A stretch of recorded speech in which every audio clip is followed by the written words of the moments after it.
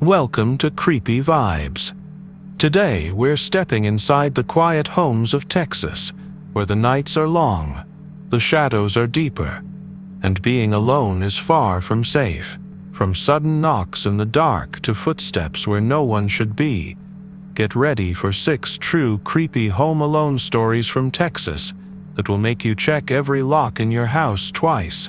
But before we begin, here's something strange. Most viewers make one huge mistake. They leave without subscribing, and by doing so they miss out on the creepiest spine-tingling tales that only the bravest dare to hear. Don't be one of them.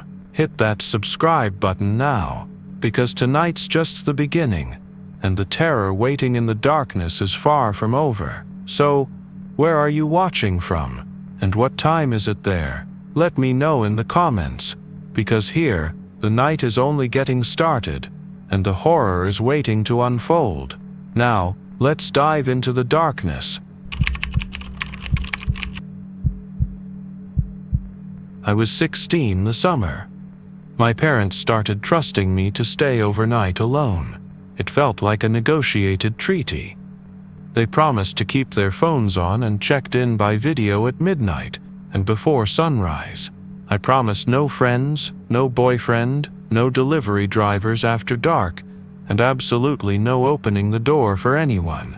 We lived on the north side of San Antonio, out past Loop 410, one of those neighborhoods where the houses look like they were stamped out in a single weekend, each with a patch of St. Augustine grass and a live oak trying hard to shade a porch that faced directly into the afternoon blast furnace. It wasn't a dangerous area. People walked their dogs late, sprinklers hissed, you heard coyotes sometimes, and the soft whine of motorcycles on Bandera Road, but crime was something we read about on the Nextdoor app with the mix of nosiness and outrage adults specialized in. Porch pirates, broken car windows, someone letting off fireworks on a Sunday, that sort of thing. My parents both ran night shifts at the hospital that week, overlapping so they could bank time off for a trip at the end of the month. They hated doing it but said the schedule would settle after July. The first night I was fine. I stacked the dishwasher, double-checked the deadbolts, and posted up on the couch with a blanket and remote. The back of the house was mostly glass facing a small yard and a wooden porch. When we moved in, the builder had left raw space under the porch, a low crawl where stray cats sometimes hid. Dad stapled lattice along the sides to keep them out and set a couple of cinder blocks to support the sagging corner. He always said he'd finish it more properly when the weather cooled. There were house projects like that for as long as I could remember. My mother said that if procrastination were a material they could build the Alamo again out of his plans. We put up a camera on the back eaves earlier that spring after a raccoon got into our trash. It was one of those cheap ones with a tiny blue status light and an app where you could scroll through clips of movement. Most were moths and the neighbor's cat. Sometimes you could see the heat haze rising off the deck boards in infrared, like the yard was breathing. The night it happened was a Friday. I remember because I was allowed a can of Dr. Pepper with pizza. And I remember the way the fizz tasted metallic on my tongue because I had a small cut from biting my lip during a math quiz. I was watching reruns, half zoned out when the old clock from my grandmother's house made its brass note at 3. We kept it mostly wound because the sound was comforting.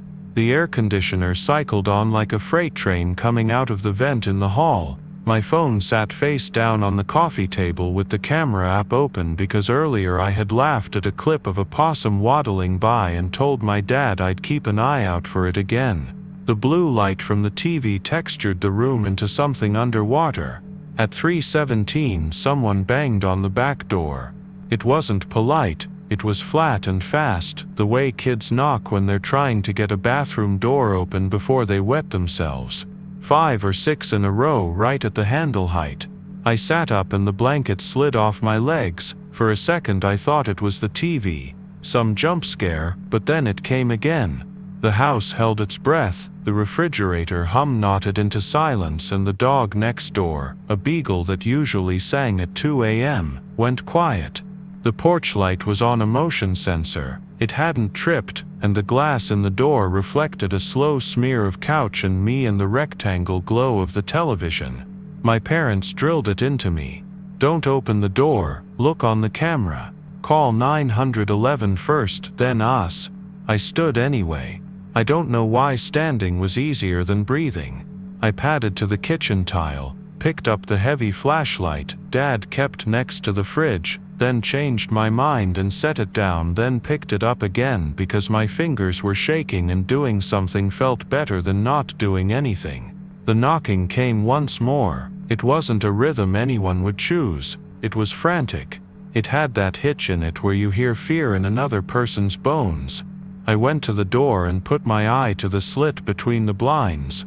Early summer air pressed against the glass. The porch boards were a pale rectangle in moonlight, the chairs two shadows like patient animals. The lattice under the porch ran the length of the deck, that crisscross pattern you see on old nurseries.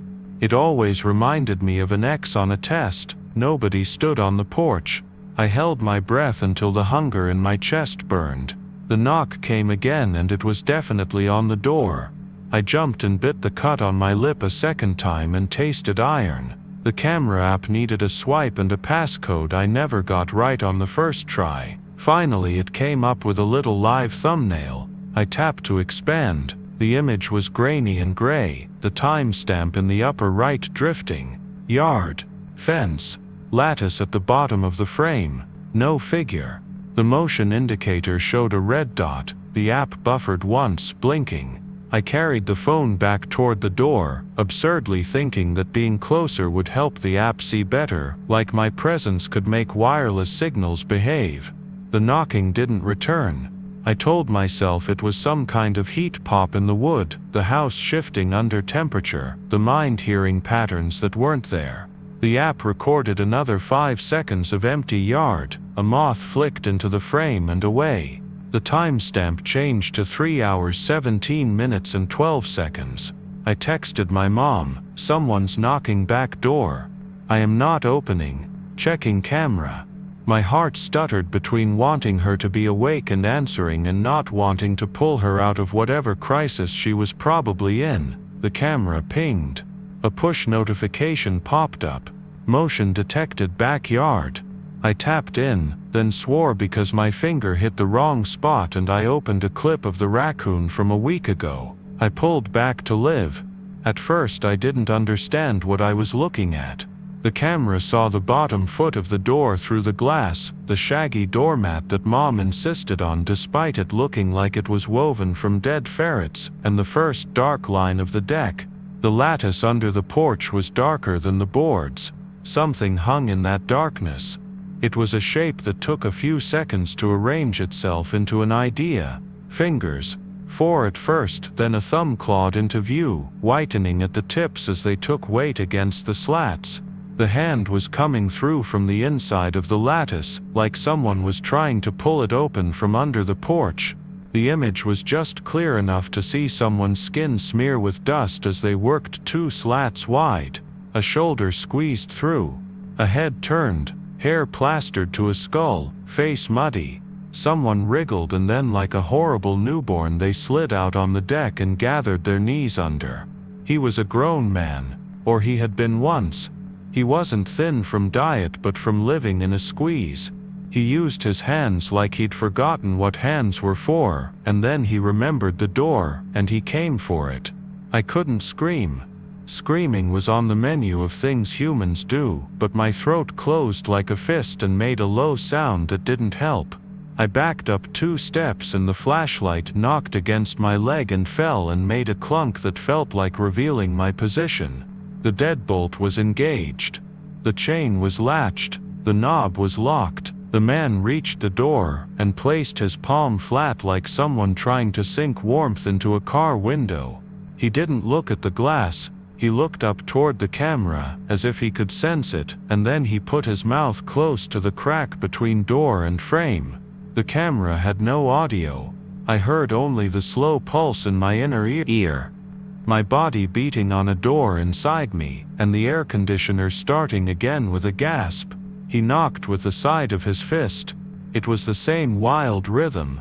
He looked behind him toward the fence twice. The cut on his cheek looked like it had been made by something that couldn't choose a direction. His shirt had been white. It carried a print that made my stomach hurt because it reminded me of the t-shirts we got at Mission County Park runs, numbers and sponsor logos faded by summer. The camera put the night around him like he was placed in a diorama made by a tired kid. He knocked again and then did something that put new ice in my spine. He bent, Put his mouth to the gap under the door near the weather stripping, and pushed breath into it like he was blowing into the world on my side. It fogged, then cleared. The fog came back. That was when I heard it. The house took in his breath and carried the smallest part of it to me. A smell like rain and mold and a meat locker door left ajar in July. I did the thing I was supposed to do. I called 911. The operator sounded like she was from here. The small soft yawl that people carry from the hill country or Floresville. I said there was a man on my back porch and told her my address. She said to stay on the line. She asked whether the man was armed. I said I didn't think so. She asked whether the door was locked. I said yes. She said officers were en route and I should stay away from the door and keep talking. I tried to describe him without describing him. He wasn't a threat the way I had imagined. He looked like the threat had already happened to him. He looked like the same man before and after a month of something impossible. He turned his head and listened.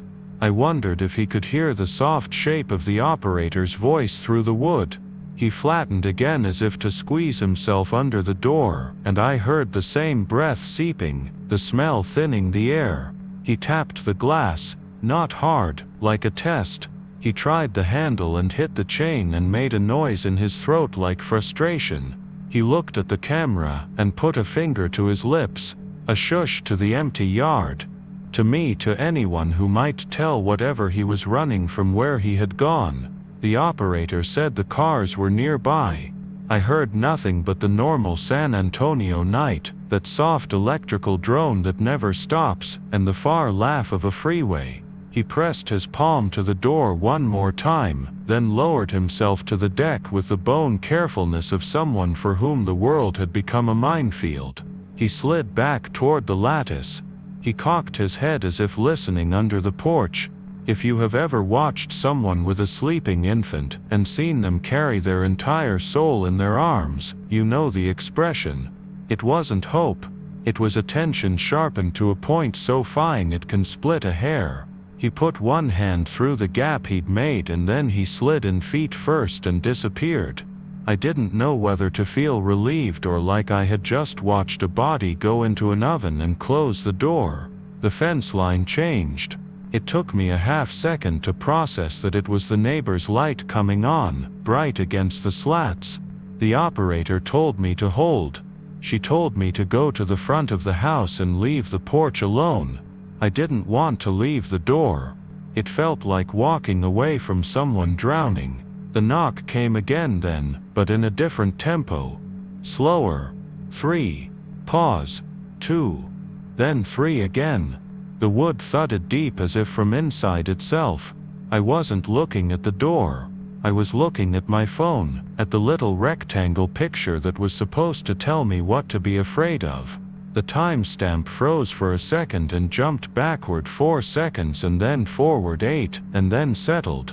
The lattice was still. The camera image was compressing the present into something it could manage, and I realized something stupid and horrible. The clip I had watched of the man crawling out had been a recording that the app fed me as live because it was still buffering the present. He might have gone back under long minutes ago or just now or a different night entirely. The knock I was hearing now wasn't his.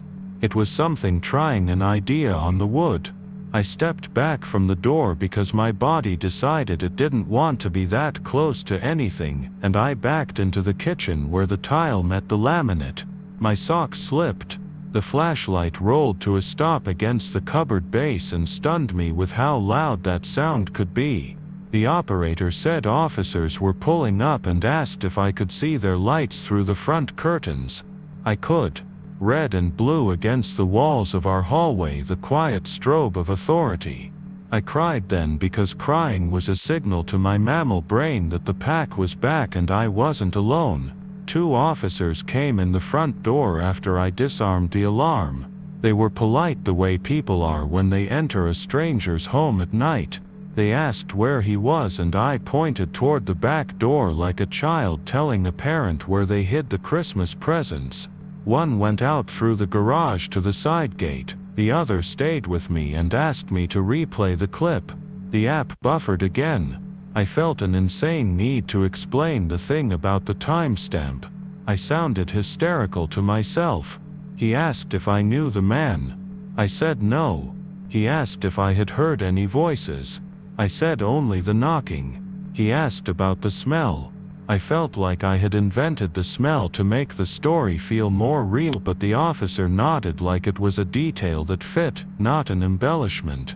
He had the calm of a person who had seen piles of humanity in all kinds of configurations. The other officer radioed back from the yard. He said he didn't see anyone. He said the lattice was loose in one area like something had been pried recently.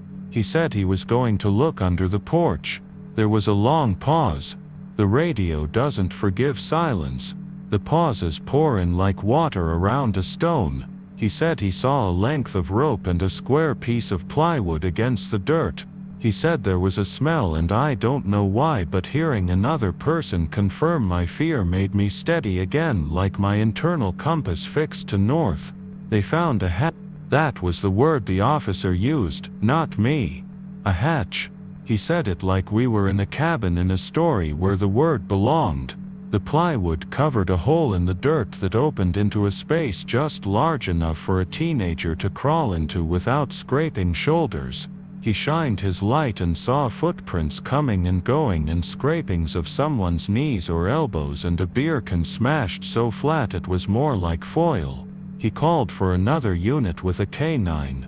They didn't want to send a dog into a tight space. They wanted the dog to tell them whether they needed to be brave in the direction of the hole. The app, as if it had been waiting, chimed a motion clip from 10 minutes prior, with the man's head and shoulders visible again. The officer with me watched with his chin tucked and said quietly that he looked like a migrant who had gotten trapped, or a mental health case, or someone running from someone he didn't want us to meet.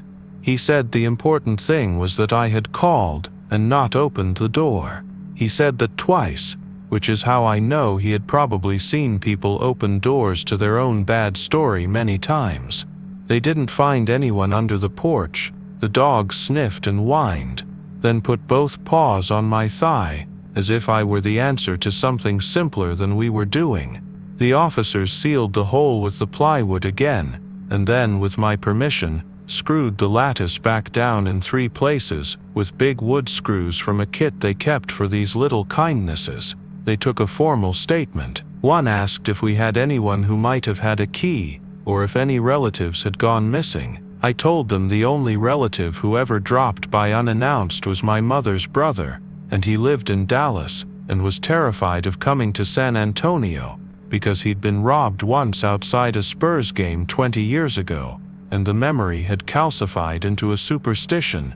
They gave me a case number and their names and told me to call if anything changed, even if it felt dumb, especially if it felt dumb. They told me my parents would meet them in the morning if they stopped by on their way home. They left the hallway smelling like radio plastic and summer sweat and something else that lingers in the air when men carry flashlights around in the night. After they left, the house reassembled itself. The AC exhaled. The refrigerator hummed. The neighbor's beagle sang a single note and settled. I texted my mom that police came and checked and I was okay. She replied with a string of sentences that tried and failed to be calm. She and Dad would be early if they could. She told me to lock the interior garage door as well, to double-check the windows, to put a chair against the back door if I wanted to, which made me laugh because everyone knows a chair against the door is for werewolves and movies, not life in a Texas suburb where the scariest thing is a scorpion in a shoe. I turned the TV off and the house felt like it had taken a step closer. The night pressed evenly on the glass. My phone battery was at 23%. I took it to my room and plugged it in. My room faced the street. The wooden blinds let in streetlight in ribbed blades. I lay down without brushing my teeth because the idea of a bathroom mirror right then felt like an invitation to some other version of me who was not okay. I tried to think of the man as a person again, and not a thing from under my porch. I tried to think of his mouth at the door as a plea, and not a tactic. I tried to think what could make a person crawl into that space and back out again. I didn't decide anything. My body decided to shiver, and then, like a child shaking off a nightmare, I pulled the blanket up and forced my breath to match counts I had learned for panic. In for 4, hold for 4, out for 6. If I let the counts take me far enough, the world would be the same again when I came back. I woke twice before sunrise. The first time I thought I heard someone walking in the alley. The second time I knew I heard a knock. It wasn't at the door, it was at the wall. A dull, exploratory knock, like someone deciding where to hang a picture. I sat up and held my breath and heard nothing more. Sleep came in the choppy way it does when you have to keep proving to it that you are deserving. At 6:45, a picture message from my mother made a chime against the dresser. It was a photo of her half smiling in scrubs with Dad leaning in and a disposable coffee on a desk. The caption saying, "We are on our way. Be brave, kid," I said always, and then my thumbs hovered over the keyboard like they had something to say to someone else. I checked the camera out of habit. The overnight list of clips was a line of gray thumbnails. I tapped open the first one at 3:15, the empty porch, the moth, the shift of a shadow. The second at 3:17, the man sliding out. The third at 3:19, nothing. The fourth at 3:21, a shape I almost missed because the camera's frame margin cut it in half. The lattice breathed, bulged a fraction, and lay back down. I replayed it 4 times, which is how many times it took to decide I wasn't inventing movement, because I didn't want to feel stupid for being scared.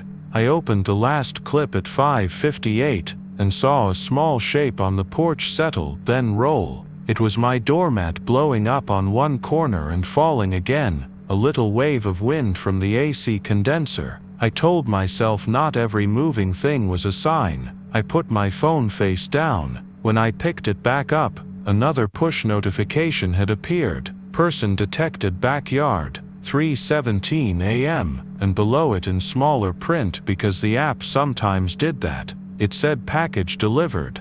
The camera code had mixed events. No package was on my porch. The idea that the app could be wrong felt personal. My parents came home with cookies in a paper bag and hospital smell in their clothes. My mom walked the house like she wanted to argue with it. Dad went in the garage to find the pry bar he had been meaning to use to fix the sagging corner of the deck. He felt the screws the officers had driven and nodded like they were friends he would write thank you notes to and then never did. He took the lattice off again while Mom stood with me in the kitchen and told me it was okay that I cried. She said the tears had looked like rain on my cheeks on the officer's body camera, and I pictured myself as weather and hated how that image made me feel weak and then forgave myself for hating it. Dad called through the open slider that he was going to pull up the plywood and check the space, then call one of his friends with a camera on a snake and see if there was a void that connected to the drainage under the fence.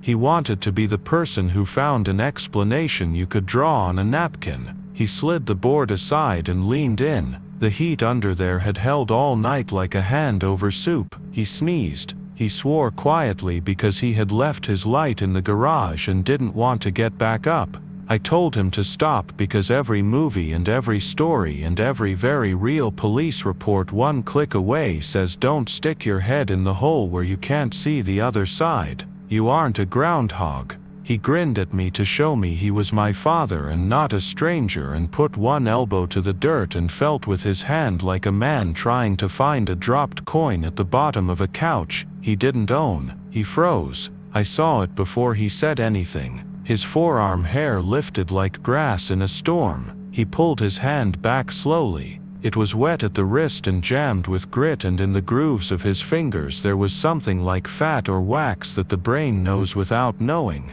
He wiped it on the grass instinctively and then swore because he had ruined the chance to show a sample to anyone, as if that were our real mistake. He got the flashlight. He lay on his side and stuck his arm in again, and this time the light too. He was quiet long enough that I imagined him gone. He said there was a space just beyond where the hole widened. He saw tattered plastic, an old food wrapper, a lanyard with a metal clip, and a smell like a drinking fountain where something had died. He used the flashlight carefully along the dirt like he didn't want to burn whatever the light touched. He said there were scuff marks, and then he said a word I had never heard him say in that tone. He said, "Kid." I asked what. He told me to go inside and call the number of the officer from the card. I asked again and he didn't answer. People think not answering is a choice. Sometimes it is what your mouth does when it doesn't trust your brain to load the right shape on it. They found a blanket, too, layered for softness, and a stack of newspapers stiff with moisture. They found a water bottle sucked in so hard the plastic was pleated like a skirt. They found a small hard pineapple candy wrapped in brittle cellophane, the kind you see in candy dishes in houses where time has not been allowed new furniture. They found hair. They found a child's shoe, a pink one with the rubber toe grate worn flat on one side the way a shoe gets when a kid drags it during a boring line at HEB. They found a second shoe 2 feet back in the dirt, as if the idea of a matching pair had been refused. They did not find a child. They found the glisten of something a body makes when it sits and waits without help. An investigator came. Her hair was knotted in a way that said she could make braids without looking. She spoke to me first. She asked about the knocking. She asked whether the knocking had matched any rhythms I knew, any songs. She asked if I had heard anything that sounded like a word. I wanted to give her everything. I felt like a person at confession spilling to a stranger who wanted more than forgiveness. She went under the porch with her phone's flashlight and a painter's mask a colleague handed her, and she came out and took it off, and you could see your future and how quickly she scrunched her face and then smoothed it back down. She told me we had done everything right. They put tape across the porch, and a young man who looked like he had never imagined crawling into a place like that did exactly that 3 times with a fine brush and a sample bag and the patience of a clockmaker. Neighbors made small clusters in their yards and pretended to be watering. The day got hot on schedule, and the cicadas started their power saw, and the beagle sang because he was alive and liked the way his throat felt when it echoed. By afternoon they had a theory. The theory was that someone had used the space to hide. The theory was that the man I saw had been hiding there for a while. The theory was that he had done it before. The theory was that he came and went through the drainage ditch that ran behind the fence line down to the creek with the greenish water where teenagers sometimes threw extra rocks like the creek was hungry for more creek. The theory was kind and terrible. It said there were 2 possibilities. It said survivor or hunter. It said if he was a survivor he had crawled under because he was a person. It said if he was a hunter he had crawled under because we were. They took the lattice off all along the porch and left it propped so the space had a mouth and eyes. The investigator told my parents to stay in a hotel that night while they processed. Mom refused because she said this was her house and the thing that happened would not be given the gift of our absence. Dad wanted to agree and wanted to go, and the 2 wants failed to make a single decision, so they did what people do when fear splits them. They did nothing. That evening an older man came by with a clipboard from CPS Energy and asked about a meter reading in the alley, and if we had noticed anyone there. He apologized as soon as he said it and said of course we had noticed everyone there today. Forget he asked. He gave us a paper with little boxes of tips about locking gates and trimming hedges and motion lights. Dad read it silently and then set it face down on the counter like a recipe for a good night we could never cook. I went to bed with my phone under my pillow. I set the camera app to notify me of everything at the highest sensitivity, the setting that sends you pictures of leaves learning about the wind. I slept with that listening part of the brain that never turns off because it was taught in the small animal ages that listening is food. Somewhere between midnight and 1 a train went through miles away and the sound washed the house like a low tide coming in. At 1:12 the camera pinged about a pair of moths negotiating territory. At 2:03 it pinged for nothing because sometimes it needed to be a person too and be wrong. At 3:17 exactly, the phone buzzed a different way. The app had a special recognition setting that I had never used. It was supposed to identify packages and people and pets. The badge on my lock screen said person. It said back porch. It said 3:17 a.m. in a font that had no business being that calm. I slid the phone out and held it to the side of my head on the pillow because that made it easier to manage the existence of the rest of the room. I tapped the push notification.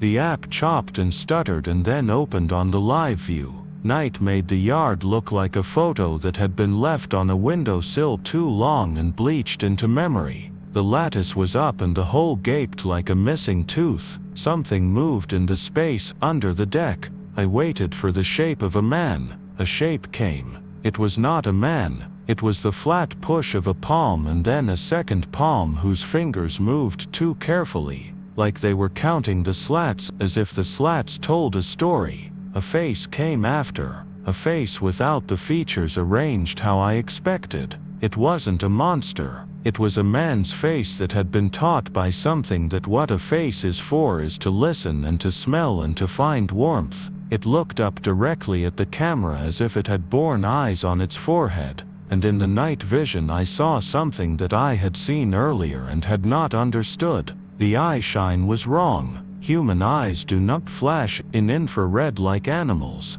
There was a sheen, a soft reflectivity that caught the gray light and slid it back a fraction. The investigator could explain it. She could say it was a trick of the camera, a quality of the sensor. My spine didn't care for explanations. My body pulled my knees up in bed like I was back in kindergarten. The man put his mouth to the gap again and pushed air in. The app had no audio. My house did. The smell came into the vents again. It wasn't as strong. It was enough to make the part of my brain that keeps us alive run down the halls, switching off lights and turning locks. He lifted something into view. It was the candy from earlier in a new wrapper. He laid it on the deck like an offering to a house. That was when I understood something I would never be able to ununderstand. He was trying to pay. He was trying to leave something every time he borrowed it. He thought the breath and the knock and whatever else he took would be made even by placing a small sweet on wood. A trade that worked when you were 6 at your grandmother's and didn't work here. I didn't call 911. I didn't yell for my dad. I held my phone and watched because the act of watching had become the last thing between the world and what it does without you. The man withdrew. The camera zoomed a fraction as it refocused because the app loved to do that when it thought something special was happening. It tagged a little box around his head and labeled it person. He slid back into the hole, and then there was a pause, and then the smallest movement near the far corner of the space where the deck met the foundation. It was a movement of a different lesson. It was smaller and faster. It was a hand that wasn't as large, but had learned the same way to feel and count and decide. It reached out a little, then retreated, then reached again with certainty and took the candy back under. My phone dimmed because I had not touched the screen. I tapped it, and my fingernail made a tiny click that sounded stupid in my quiet room. I turned the screen up brighter, and the app refreshed the frame, and the timestamp jumped and the box that had said person slid along the lower edge of the porch like it was following a toy car, and then it stopped at the right edge of the frame, where the deck ended, and the yard began, and then the box drifted beyond the picture, like the person had dropped down and moved along the wall of the house toward the back steps. The sense of direction is strange, under fear. You feel the map in your head like a hot sheet. I knew exactly where that line went along the slab. It ran behind our couch. It ran under the AC thermostat. It ran under the hallway where my parents slept. It ran under the closet where we kept the old Christmas lights that never fully worked, and Dad said he'd splice a new run into them when he had time. It ran under the floor of my room to the wall where my bed pressed. I could hear something then. Not knocked, not breath, the smallest rasp, the sound of an impatient finger tracing dust on drywall. I didn't move because moving would change what the world decided. I listened as breathing became my life. In for 4, hold for 4, out for 6. The rasp came again, higher, very close now, a stitch in the wall. Something touched the underside of my mattress, not a clear touch, a pressure the way a cat's paw weighs down a blanket before settling. I arched without meaning to, and air couldn't get in. The phone screen made a little reflection on the ceiling like a lake for gnats. I scooted to the edge and set my bare feet to the floor, because in every story getting your feet under you is how you run, and in this story the floor was the place where everything that wasn't us had learned to be. I pushed the call button for the officer on the card, and as it began to ring a second notification popped up over it. Indoor camera online. We didn't have any indoor cameras, we never had. The app loved to sell me ones with smiling kids and laughing couples. The notification gave me a little thumbnail. I swiped to it because the human thumb is a betrayer. The picture that filled the screen was washed in a sick gray-green, another night palette, and at first I was relieved because it was pointing at a wall that could have been any wall, a neutral color with a baseboard and a corner where a dust bunny had decided to own a patch of real estate. It took the length of a heartbeat to place it. It was the underside of my bed. The camera feed was from inside the space under me, angled up and toward the hall, a worm's eye view of my room. I stared at it, and the part of the mind that names things tried names. It said this is not real. It said this is a hacked feed. It said your neighbors are idiots with a computer. The feed blinked. The image changed as the camera turned. I saw the legs of my desk, the wall socket where my phone charger plugged, the shadow of my feet on the rug. The camera tilted and centered on my ankles. A hand moved into the frame from below, holding the phone I had been watching through. The glass blacked out now, because it had mirrored my own screen in its reflection.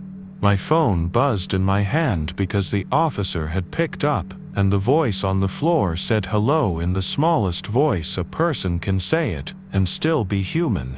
I dropped my phone. It hit the edge of the bed frame, and fell, and I reached instinctively to catch it, and the hand under my bed was faster. Fingers closed around the phone, my screen met another screen, and for a second my own horrified face looked back at me, from the black glass in his palm, and all the cameras in all the devices, and all the ways we had taught eyes to be everywhere suddenly made a small circle in my room, where there were too many of them. The hand withdrew, and the feed on the phone I had been holding but now wasn't showed the narrow world under the bed, and the tremor of breath moving dust. I ran. The body is a machine built by animals. It took my decision and put it into every hinge and gear. I hit the door frame shoulder first and swore, and then the hallway was loud with my own feet and my parents woke into the middle of this like stepping off a curb you didn't know was there. My mother yelled my name, and my father was already up and the sound of something under my bed moving backward and catching to the drywall inside the wall cavity made a dry shuffling like someone folding paper very carefully. My dad had the pry bar in his hand from the day, and he moved past me, and through me, and down the hall, and into my room, and he swung at the baseboard where it met the wall with a ferocity I had only seen in him once when he had killed a rattlesnake that came up in a friend's yard. The baseboard cracked and jumped. He pried it off and the gypsum crumbled, and the empty space there was not empty. It was a corridor of dust and insulation, and rat trails, and the kinds of things we stuff into walls to pretend the world is bounded. He shoved the pry bar in and something pulled it away from him with a quick, bright strength. He fell back onto his butt and swore again, full grown and baffled that gravity could be joined by a hand. My mom screamed at him to stop and screamed at me to get out, and screamed again, because there are only a few notes in the throat that express every terror. The shape moved within the wall. We could hear it scraping past the electrical box toward the back of the house. The three of us ran because stillness had been replaced with equation, and the only answer felt like forward. We made it to the kitchen in a slant, and Dad ripped the sliding door open, and the cold of AC losing, and the heat of July winning made a momentary storm. We hit the porch and he grabbed the end of the plywood, like he wanted to drag the under porch blink into day. The wood moved and the smell came up full, and then the thing that had been a man, but had been taught by a small thing, and had taught a small thing in return, began to slide fast under the deck toward the fence. I saw a hand, the small one, withdraw, not from the hole but from the gap in the fence where the slats didn't meet clean. It slipped out, and then a head, and then a body, slender enough to snake, and it was out and into the line of hedges and up the drainage ditch and gone. The larger hand came last, and in the 1 second it rested on the deck, it patted, in a gesture my brain recognized, and could not place because it was not a human, I knew doing it. It patted like a father does to say good job to a child who has hidden well. They never found them. The investigator took prints and photographs, and a tiny piece of my baseboard, and left us with a vacancy in the wall that my father filled 2 days later with new drywall, and new tape and a new layer of paint, the exact color of the living room. Because the world does not supply touch-up cans for the way your house learns a new truth. The story traveled through the neighborhood in a quiet way. Mrs. Flores next door left us a casserole 1 notch hotter than my mother could abide. A man 3 doors down left a card with his name and a badge from his job and said if we ever needed someone to check under things again, he could do it with less heart. The police did not come back, and that was both a relief and a dereliction. The Nextdoor app posted a warning about securing crawl spaces, and a woman named Kelly replied with a story from 2 subdivisions over about a child's chalk drawings found under a patio. The app flagged it as inappropriate for some reason, then restored it after someone else said that was the point of the app, to know what lives next door. For weeks, 317 pressed a thumb on my life. It asked me a question I did not want to hear. I moved the bed away from the wall. I put tape along the baseboard like a cop, not because tape could stop anything, but because it would tell me if something had learned another way to enter. My mother checked the camera every morning with a discipline that made her late for work twice, and my father installed a second camera under the porch, which was like installing a window into a nightmare you could now never not look through. In September, the first cool morning came. The sky went briefly high and brittle like glass you can see through all the way to the Gulf. I was getting dressed for school when the camera app pushed a special notification. It did it in silence because I had turned off the sound at night to sleep like a person who didn't have to make a pact with silence. The notification said person. It said under porch. My finger went cold and then warm, and then I opened it because I had always known I would. The under porch camera rendered the space in gray. The lattice had been replaced with finer mesh, the screw heads bright dots at the corners. The camera had a clear view of the hatch. There was nothing moving. The timestamp said 3:17. The first frame of the clip was empty. The second frame contained a face that had placed itself directly in front of the camera between frames, so close the infrared bloomed into its pores. It was the man. It was not exactly the man. It was a face that had spent time in a place without rules. It looked into the lens, and then it moved the smallest amount, and I saw reflected in the dampness of his eye, a rectangle of light, a screen. My screen. He had my old phone in his hand again, and he was using it to reflect the world back to the one inside, and for one fractional second, inside, his eye was a miniature of me, hair pulled high for school, mouth a hard line that I had thought made me look older, holding a different phone, looking at him. He smiled, not big, the kind of smile that happens when you think of a private joke from when you were little, and you tell it to someone who was there. He raised his other hand. He tapped. It wasn't the hatch. It wasn't the lattice. It was the camera lens that he touched, a small polite knock to see if anyone was watching. Then he slid away. The gray space swallowed him, and the timestamp leaped forward to show nothing, and then the bright rectangle of morning beginning where our porch learned sun. The investigator called when I sent her the clip. Her voice was thinner. She had kids, she told me, which was her way of saying she measured the world now in units of a scare she couldn't afford. She asked if anything had been left. I said no. She asked if anything had been taken. I said I didn't know how to answer. She told us they would increase patrols for a while. She told me to tell my friends to stop posting full shots of their houses and routines online like they were maps anyone was allowed to read. She told me she had found a name in a database that might be our man, but that finding a name is not the same thing as finding a person. I deleted the app for a month. I reinstalled it on a day I felt strong, and sat cross-legged on my bed, and watched the live view of the under-porch space like a girl watching a creek, and expecting to see fish, because fish are the point of the creek. The camera was silent. It needed me to put meaning in it.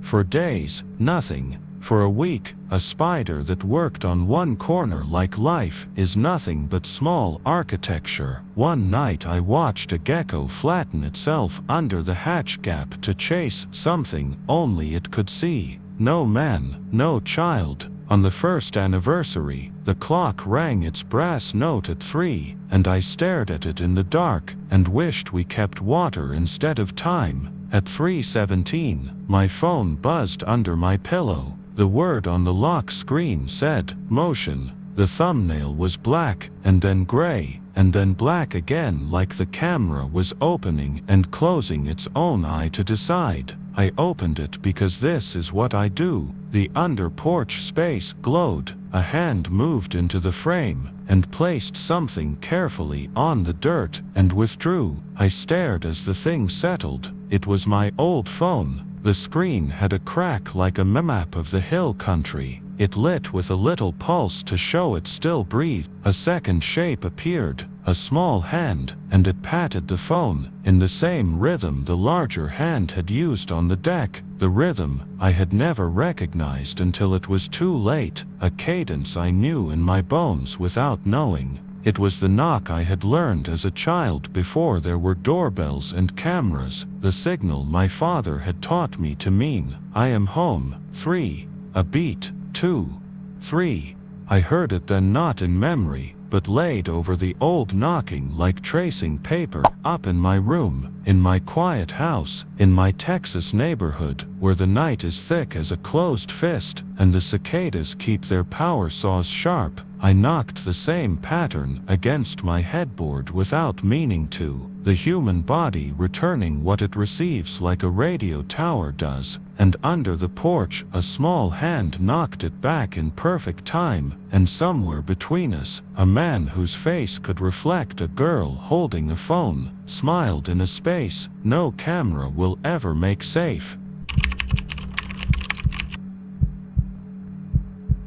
I was 12. The summer the wind forgot how to be gentle. People who don't live out here think West Texas is empty, like we all walk around with the last pieces of the world clanking in our pockets, and the sky is a lid lifting on nothing. That isn't true. The flatness fills you. Wind eats what words won't. Out past Lubbock, the cotton breaks the land into measured squares. Center pivots sweep slow circles like clock hands nobody wound, and every house sits just far enough from its neighbor to make you count porch lights at night and tell yourself that means you are not alone. We had 6 acres on a caliche road with a sign that was more bullet hole than metal, and a windbreak of salt cedars that always looked like they were trying to remember being green. The house was 1 story and old enough to have bones. When the dust came, it found the seams and spoke to us through them. My mother worked nights at the hospital in town. What's now Covenant, but everyone still calls by its old name if they've lived here long enough to be stubborn. She took the white CRV in at dusk and came home at 7 with coffee breath and eyes like late August. My father was in the fields more than home that year. He'd started managing a bigger crew and talked fertilizer prices like they were set by the moon. I was home alone a lot, old enough for it if you believed the age for it is whenever you have to be. Our landline stayed because my mother didn't trust the way cell service failed when the wind told the towers a story they didn't want to hear. She said the copper was honest. The thing about honest is it tells you what it hears even when it shouldn't. The day it happened, the sky wore that pale heat we get before a front pulls dust across the caprock and rubs every surface raw. I did my chores without being told because there is a particular happiness to being the only person in the house and making it do what you want. I ate 2 bowls of cereal and left both in the sink and then washed them just to hear the faucet complain. I stood in the hallway where the swamp cooler used to blow when I was little and pretended I could still smell that damp cardboard sweetness. I turned on the TV and let it talk at me from the other room while I built a fort out of couch cushions like I was younger than I wanted to be. The landline sat on the kitchen wall, beige, with a handset smooth as a river stone from years of hands. The curly cord kinked near the bottom where my mother's thumb pressed when she wrote down numbers on the message pad. It rang at 8:31. A sound so clean and simple you could measure your breath against it. "Hello," I said, because our house taught me manners. Static answered, not the busy pool chatter you get from cheap speakers. It was a living thing, a long, slow breath before a whisper. Then I heard her voice, my mother's voice, but not the one she used for small things like reminding me to feed the dog or telling my dad to put his boots back on the mat. It was her voice from the side of a hospital curtain, from the edge of a bed where a person was very sick, from a place you lean close because your soul understands that some words are too heavy to carry the normal way. "Don't open the door," she said. "Mom." I pressed the handset hard against my ear because it felt like the words could fall out. "You're supposed to be at work." The static swam and settled. Her breath moved in my ear the way breath does when it's closer than the person is. "Don't open the door," she said. "Please." "Why? Is someone coming?" "Mom, are you okay?" The line crackled as if something rubbed against the wire in the wind. The whisper came again. "Don't open the door." "Which door?" I said stupidly, because when you are 12 your brain insists on an instruction you can measure, front or back. "Any," she said. "Don't open the door." The line clicked, the dial tone hummed. I held the handset and felt my heartbeat in the hard plastic. I set it back in its cradle and looked at my phone on the counter. 2 bars. I texted my mother. Are you okay? You just called." A minute went by in which the refrigerator motor discovered the echo inside itself and the house decided all its nails still held. Her reply came with the bubbles that always felt too cheerful. "At work. Why? You okay? You called and said don't open the door." I typed. "Was that you?" "No." Came back. "Who called?" "You did. The house wanted me to say to someone who wasn't in it." I stared at the beige phone like I could see the path the sound took to get inside it. The TV in the other room had a meteorologist making promises with his hands. The radar, a smear of green with little angry yellow freckles. I typed a lie I wanted to be true. I think it was a wrong number. "I'm fine. Love you." She sent a heart like she always did when she didn't have time for more. Then the landline rang again. I stood in the middle of the kitchen floor and let it ring twice because waiting made me feel older, like I had learned something the first time. I picked up. "Don't open the door," she whispered. "Where are you?" I asked. If this is a joke, it isn't funny. Silence is not the absence of sound. It is its own sound. I could hear the nothing inside the line, that long train of it that lives between 2 points in the world. Then, like someone had leaned through the nothing and put their mouth close to the wire, I heard my name. Not the whole formal one my mother used when I had put a baseball through a window.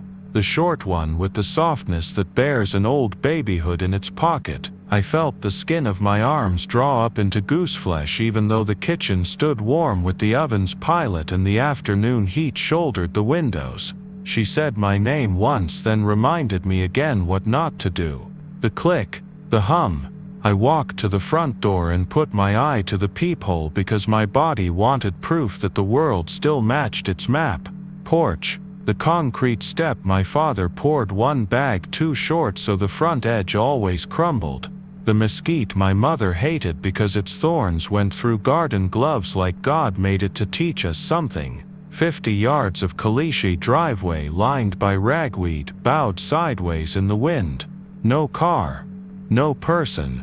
I turned the deadbolt back and forth and hated the sound because it told anything listening exactly what I had. Another ring. That sound, just the one we grew up with, a tone like a bell with edges, and it changed the kitchen from a place to a command.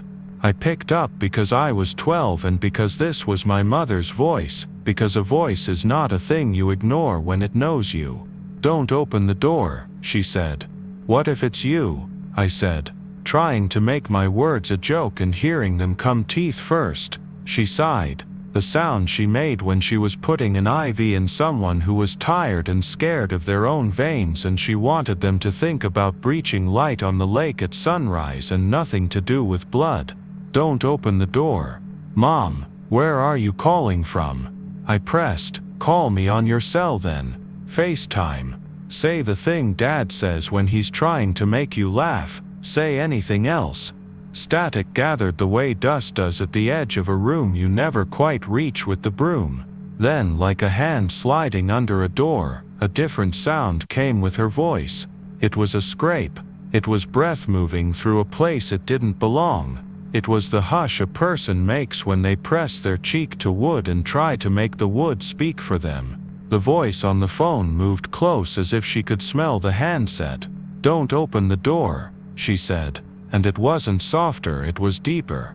I hung up and dialed my mother's cell. She answered on the second ring, the monitor in the background beeping. Her voice normal and clipped the way work makes it. "What's wrong?" "Someone keeps calling the house phone. It sounds like you. You keep saying the same thing. Is it the hospital number? We don't call out on those, you won't see mine." "No. It shows nothing. Just the time." I swallowed.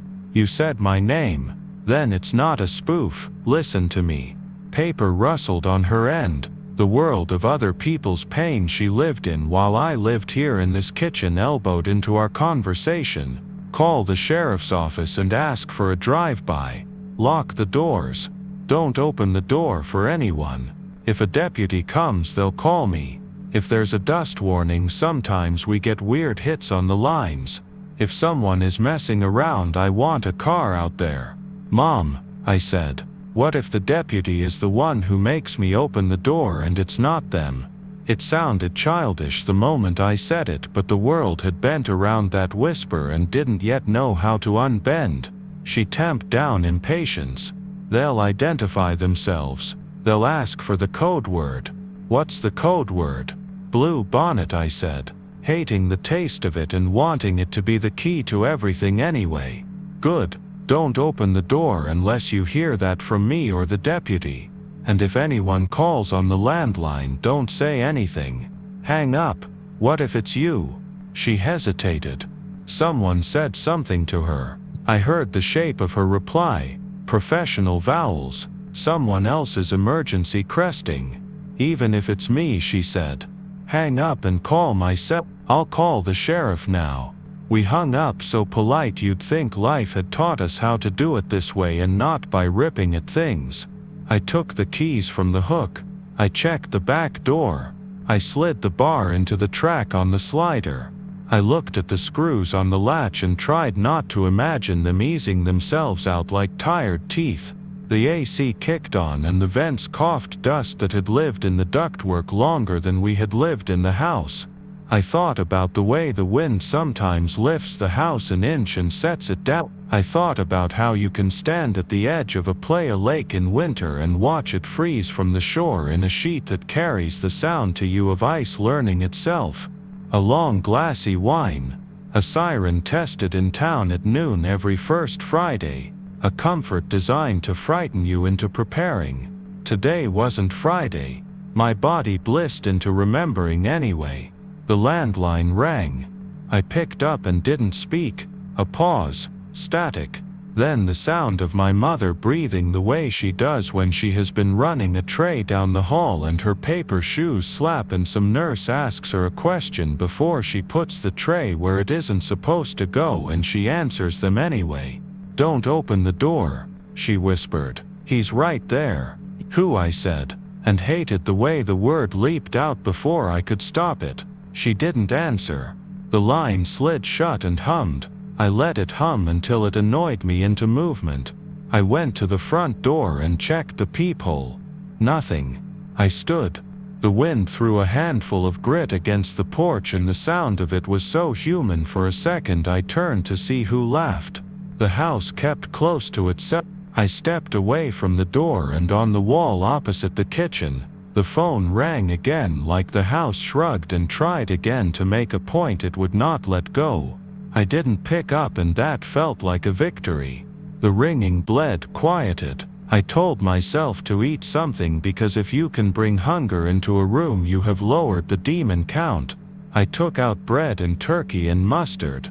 The knife clanged against the plate because my hand wasn't as still as I wanted. The phone rang again. I ignored it.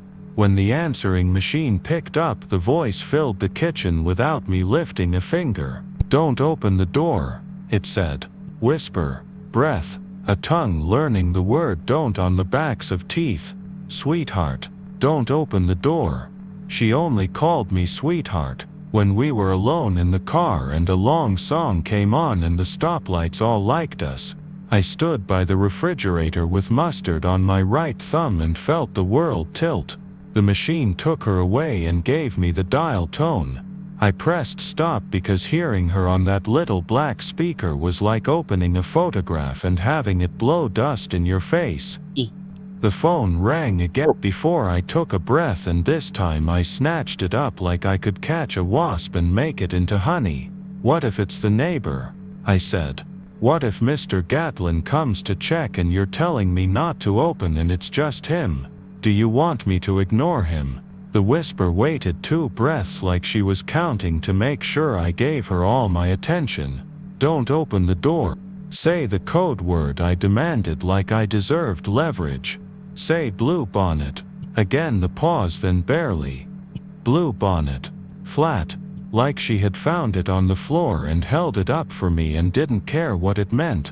Say the joke Dad makes. I tried, desperate to build a bridge out of our own language. The stupid one about the Red Raiders. Silence. Breath. The whisper. Again. It knew how to pick me up and place me. Don't open the door. The caller ID showed nothing but the number of rings. The line hummed like a beehive when I hung up. I dialed Mr. Gatlin 2 properties over. Busy. I dialed again. It rang and someone picked up. On the first set, don't open the door, my mother whispered to me on Mr. Gatlin's phone. I hung up with my hand shaking and clenched it to make it stop because my body was a dog I needed to train. I was done arguing. I was going to stand by the rules and let the grown-ups sort it. The left side of the sky dropped as the front slid in a wall the color of a bruised peach, and the house changed when it hit as if every joint learned a new prayer. The porch darkened. Grit came under the door in a thin line like writing. The landline rang again and again to wood. And eventually I pulled the plug from the wall because I wanted some peace, and then laughed out loud because that is not how landlines work. It rang again, power coming in on a different throat, and I stared at it because it had forced me to watch it become a thing. 15 minutes after my mother said the sheriff would call, my cell bumped with a number. I didn't know the area code ours. Enter D7. I answered with a rush of air. And a voice said she was the dispatcher and there was a deputy on the way. I asked for the code word.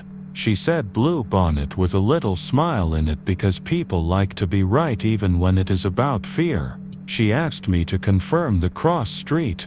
I looked out the window and saw the ducks swallow the end of our drive and thought the word said the cross street anyway. She told me to stay on the lot. Then, like the screen of a radio changing its frequency while you hold it, another voice slid over her. My mother's soft and pleading. Don't open the door. The dispatcher kept speaking, unaware she had been stepped on. She said the deputy would hit his lights when he turned onto our road so I could see him through the dust. She told me his name. She told me he would announce himself. She told me again not to open the door to anyone else.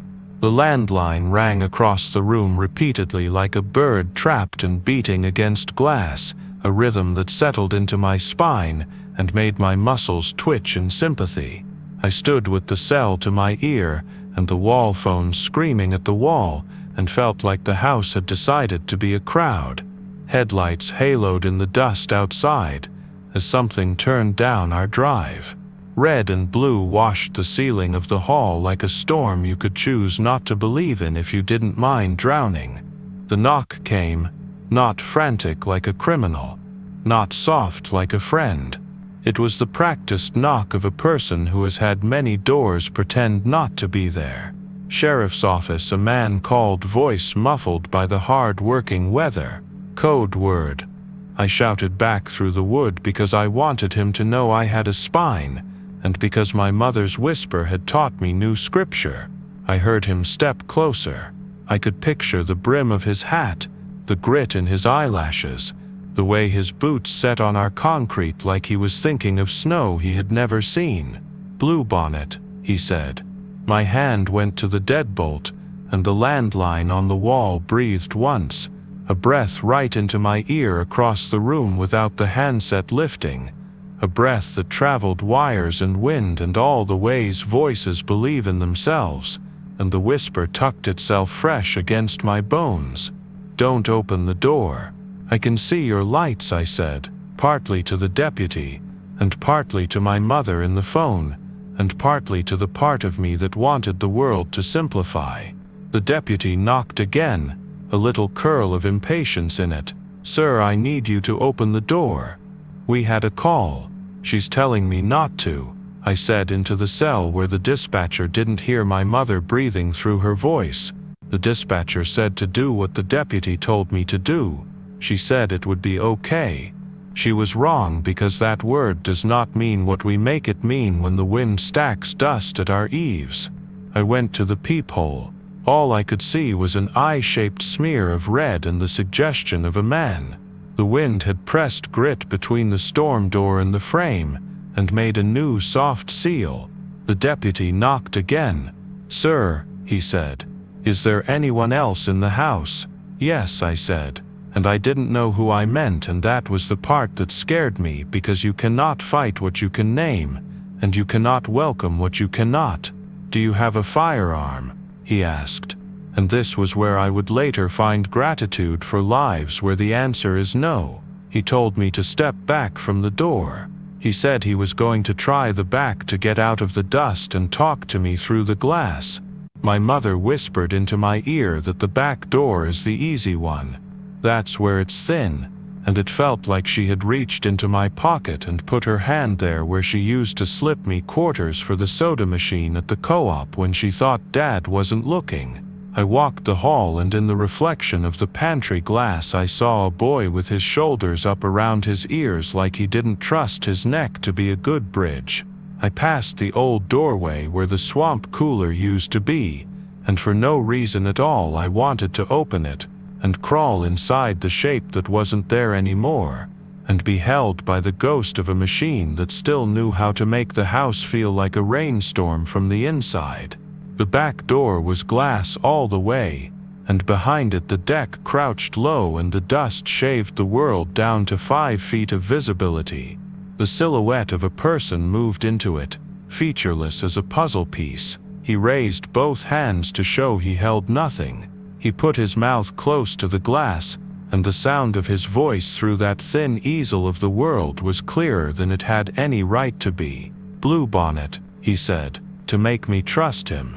"Don't open the door," my mother said from a phone that was not in my hand and was in my house and in the wind and in the line that tied our house to other houses like veins. "This is Deputy Cardenas," the silhouette said. "Your mother called. Can you slide the bar out and unlock it for me, please?" I stood and looked at his hands, and they looked like hands, and I wanted to believe hands are always hands. He pointed to his chest and pantomimed talking, then held up a finger like wait. He pulled his radio mic. The wind took his words and used them, and still I heard him call my name into the radio and ask the dispatcher to tell me the thing only my mother would know. My cell vibrated in my pocket. A text from my mother bloomed.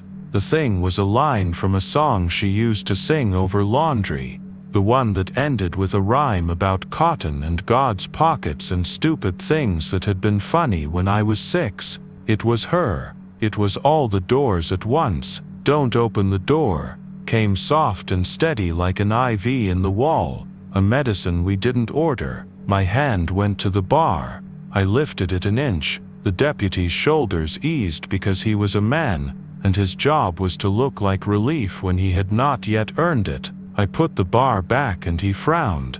I pulled my cell to my ear, and the dispatcher was saying it was okay. Everything was okay, and my mother's voice tucked behind hers waited, patient as the church. "Don't open the door." I shook my head because if I stood much longer the house would decide for me. "Say something only my mother knows about me," I told the deputy through the glass, and the way his body still told me what was coming would be gentle and not useful. "She told us you like baseball," he said, "and that your dog used to be afraid of the ice maker." The phone filled with whisper. "Your scar," she said, and it was a memory pressed to my ear like a kiss. "Your left knee, the rock at the stock tank. You wouldn't cry." Her cadence was perfect, the small rush after the word tank, the way she had always rushed it. The scar itched like scars do when they are remembered rather than touched. The deputy set his hand flat to the glass, not pushing, just reminding me which world he lived in. He looked over his shoulder toward the front, toward his car being eaten by the weather. He leaned close again. "Kid," he said, and I don't know if he had kids or if he just knew the word knows the door it knocks. "Let me in." On the wall behind me the beige phone rang again, and that is what decided it, because something had to, and it was not going to be reason. I turned from the deputy and walked to the phone and lifted the handset because it wanted me to, and it felt like the only honest thing in the room. The whisper came as if it had been waiting just on the other side of the thin thing that isn't there when you don't want it to be. "Thank you," it said. "Don't open the door."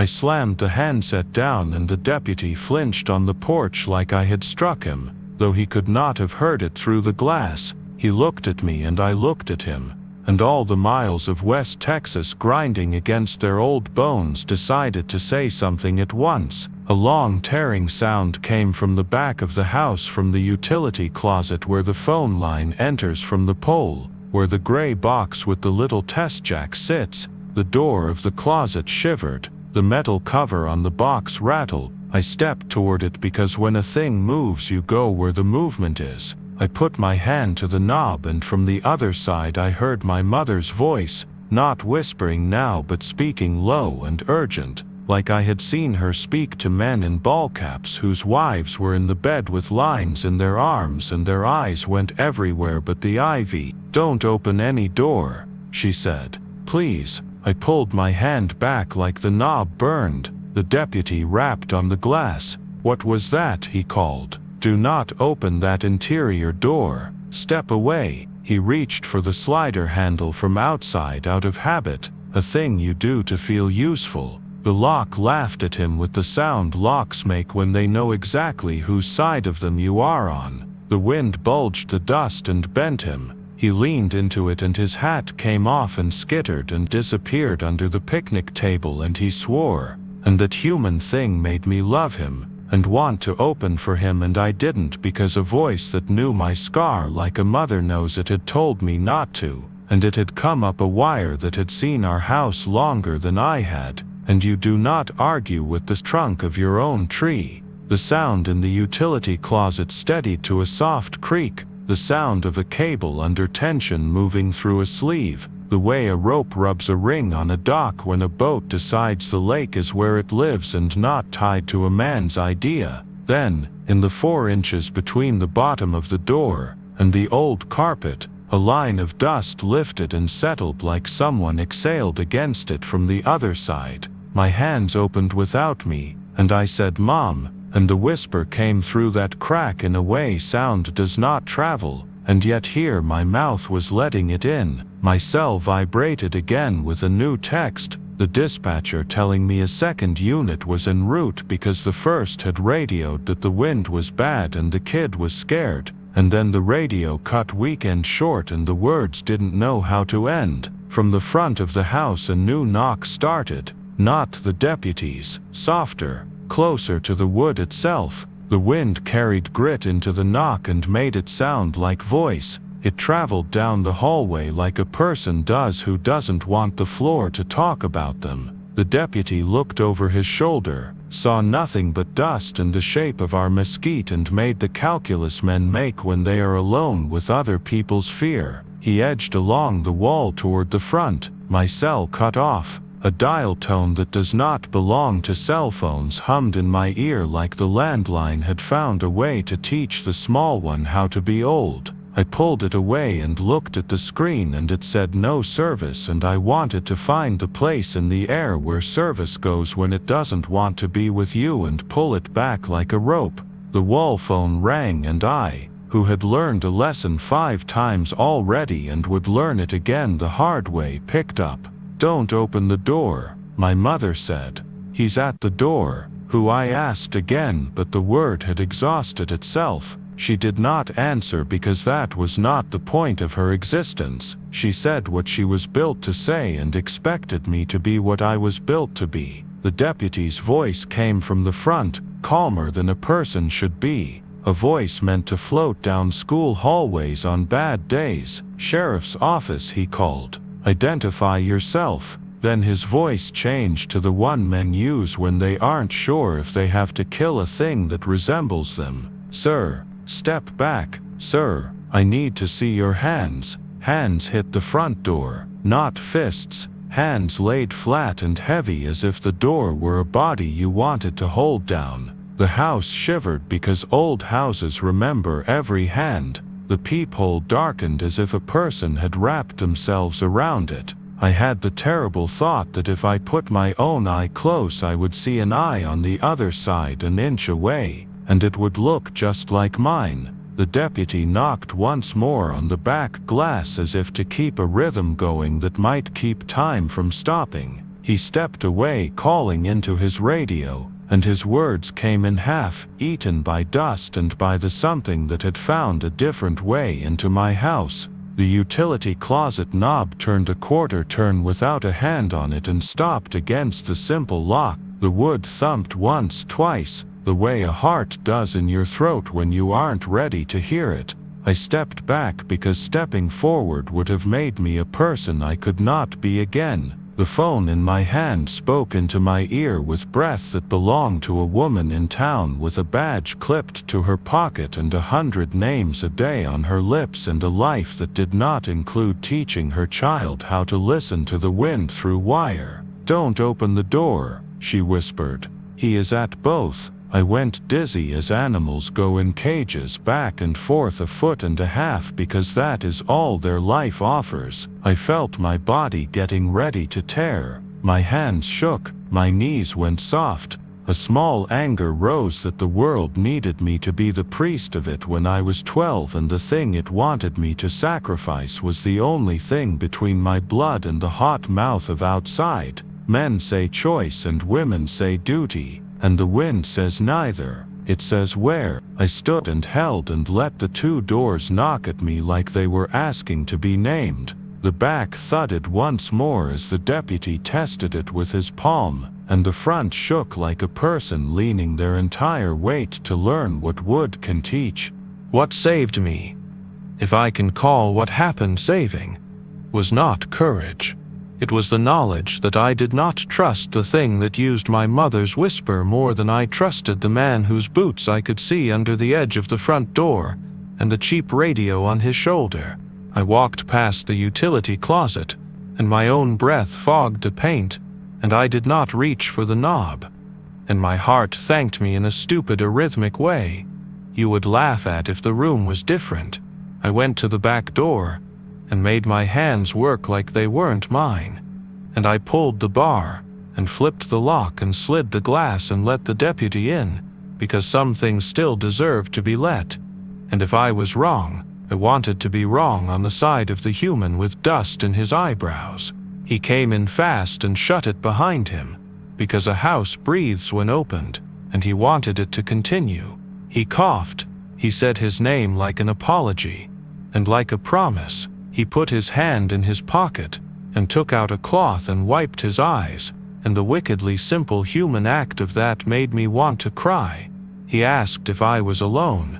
He asked if anyone else had a key. He asked about the front door. He told me to stay behind him, and he moved down the hall with his head tilted to listen like I have seen a buck stand in field at dawn, and make itself a scientific instrument.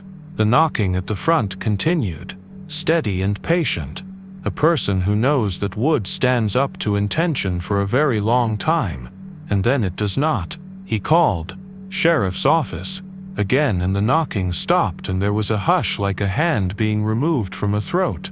Someone breathed on the other side. The deputy went to the peephole and leaned, then shook his head, annoyed at himself. He put the back of his wrist to the door, and felt the cold of the dust-soaked world there and made a decision. He put his mouth close. "Code word," he said softly. Nothing. Again louder. "Code word." From the utility closet behind us, my mother's whisper came like a wind-up toy waking. "Bluebonnet." The deputy turned. He pointed at the closet. He pointed at me and the movement said stay. He stepped to the door, and put his ear to it because we are stupid and brave like that, and what else is a man supposed to do? He motioned for me to get behind the kitchen island. I did. He said, "Who's in there?" And from the other side came a small clicking sound, not voice, the sound a tongue makes when it experiments. He stiffened the way a cat does in a thunderstorm. He took his flashlight and flipped it at an angle, beam spraying the jam as if light could flow through wood. He tried the knob. It held. He looked at me. I shook my head, an entire language very fast. He nodded, and drew his hand back and knocked once on the door, and I laughed because nothing about that was a plan, and everything in it was waiting for the world to choose us or not. The knocking at the front started again, harder this time, anger arriving late to the party. The deputy swore under his breath. He stepped into the hall between doors like a man deciding which river would drown him slowest. He put his hand to his radio and spoke, and the radio spoke back, or maybe it didn't, and we were both pretending because that is how you keep men upright. He made the call to draw the bolt on the front and face what he could see. He said the code word again. The knocking stopped again like a gentleman remembering his manners, and I hated it for that. The deputy opened the front door 4 inches and pressed his shoulder into it to stop the wind from owning it, and I saw through the space not a man but the dust itself, alive and banded with light from his roof bar. I saw an outline that could have been a person, or could have been the inside of the storm moving things around. He slid forward enough to put one eye into that space, and something on the other side exhaled into his face like an old dog that has learned your sleep. He slid back the way a boy does when a girl says not yet and he isn't sure what to do with his hands. He closed the door and set the chain. He turned toward me with his mouth open to say something that would have calmed me, and the utility closet door rattled its knob twice in quick succession, like someone laughing alone. He pulled me into the kitchen by the elbow because holding is older than thinking. He put me down behind the island and told me to stay down. He moved to the closet and put his hand on the knob and looked at me, and I did not nod, and he did not ask. He turned it slow and the lock gave like a tired joint and the door swung inward 2 inches. Something sat in the dark there that our eyes could not identify. He flipped his flashlight again and found wires and dust and the gray phone box and the small rectangular handset that had never had a battery but had always stolen power from the line, so you could call when the lights were out. It hung crooked and the cord twitched once as if someone had just let it go. He put the light lower and saw that the door frame to the crawl space where the line entered had been rubbed clean of dust at the bottom by something that had learned how to fit there. He shut the door without drama and slid the lock and then moved to the back and checked the slider and looked at me, and I had never seen someone try to carry 2 different kinds of fear with their face at once. He put his hand on my shoulder and squeezed. "We're going to sit here," he said, as if the house were a church now and we were waiting for the sermon to finish, and the first one to stand would be polite for all of us. We waited through 4 more calls which came with the phone unplugged and the breaker off to the room because copper does not care what you want. Each time my mother whispered the thing she was built to whisper, and each time the sound came from the wall and from the air, and from the place under the door where dust writes. We waited through 2 more tries at the front, the second one accompanied by a voice that decided to try full volume. It said my name the way my mother says it when she wants me to stop and turn and really look at her, and I almost did even though the door was wood and my mother was in town. And I am not a fool and I will always be a fool for the right mouth. We waited until the dust thinned and the siren far in the city's heart tested noon, at a time that was not noon, because the storm had jostled the schedule and men forget to tell sirens what to do and the world did it anyway. When the second unit arrived, lights wrapping the house in blue and the dust blessing them, 2 deputies came in, and their jackets carried a smell like clean plastic and road heat.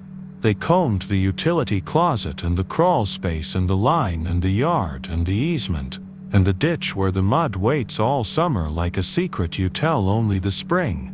They found nothing you could write a report about. They found drag marks in the dust at the base of the utility panel and 1 footprint that could have been a boot or could have been the way the wind lays down its own signature.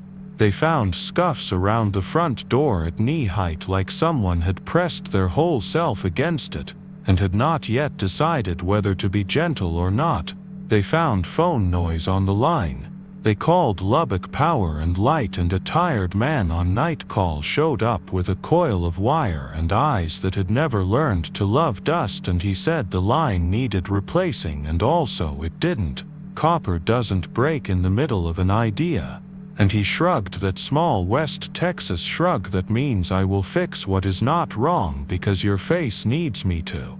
My mother drove out in the morning and came in the back with her badge still on because she had forgotten to take it off and hugged me so hard the front of me hurt into my bones, and then she waited until my father came in from the fields to cry because she has rules about when water is allowed to move through her. She checked the scar on my knee with her fingers and laughed at herself when she realized what she was doing and pushed my hair back like the wind hadn't done it better. She swore she hadn't called.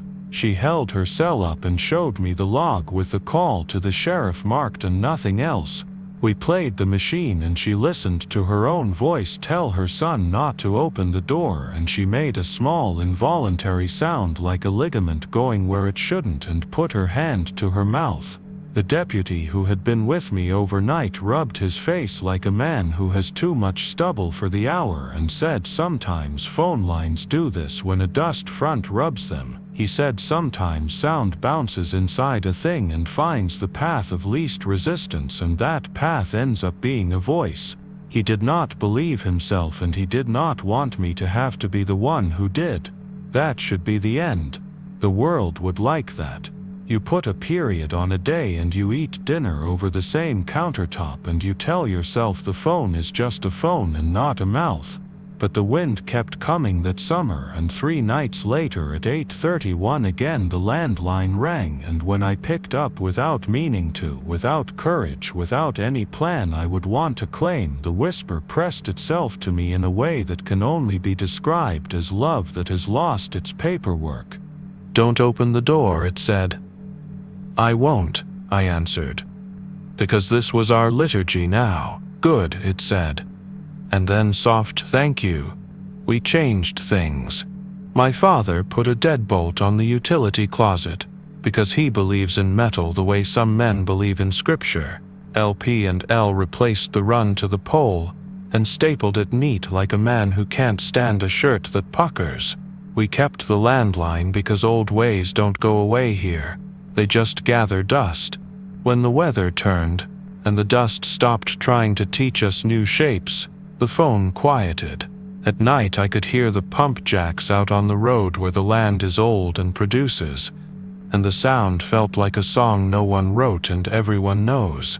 On the first Friday test at noon the next month, the siren held its note and then fell quiet, and that evening, when I was alone again in the house, because life forgets its own promises, the landline rang at 8:31, and I let it ring once and picked up, because not picking up would have meant I was a different version of the person who made it through the last time, and I am not allowed to be that one.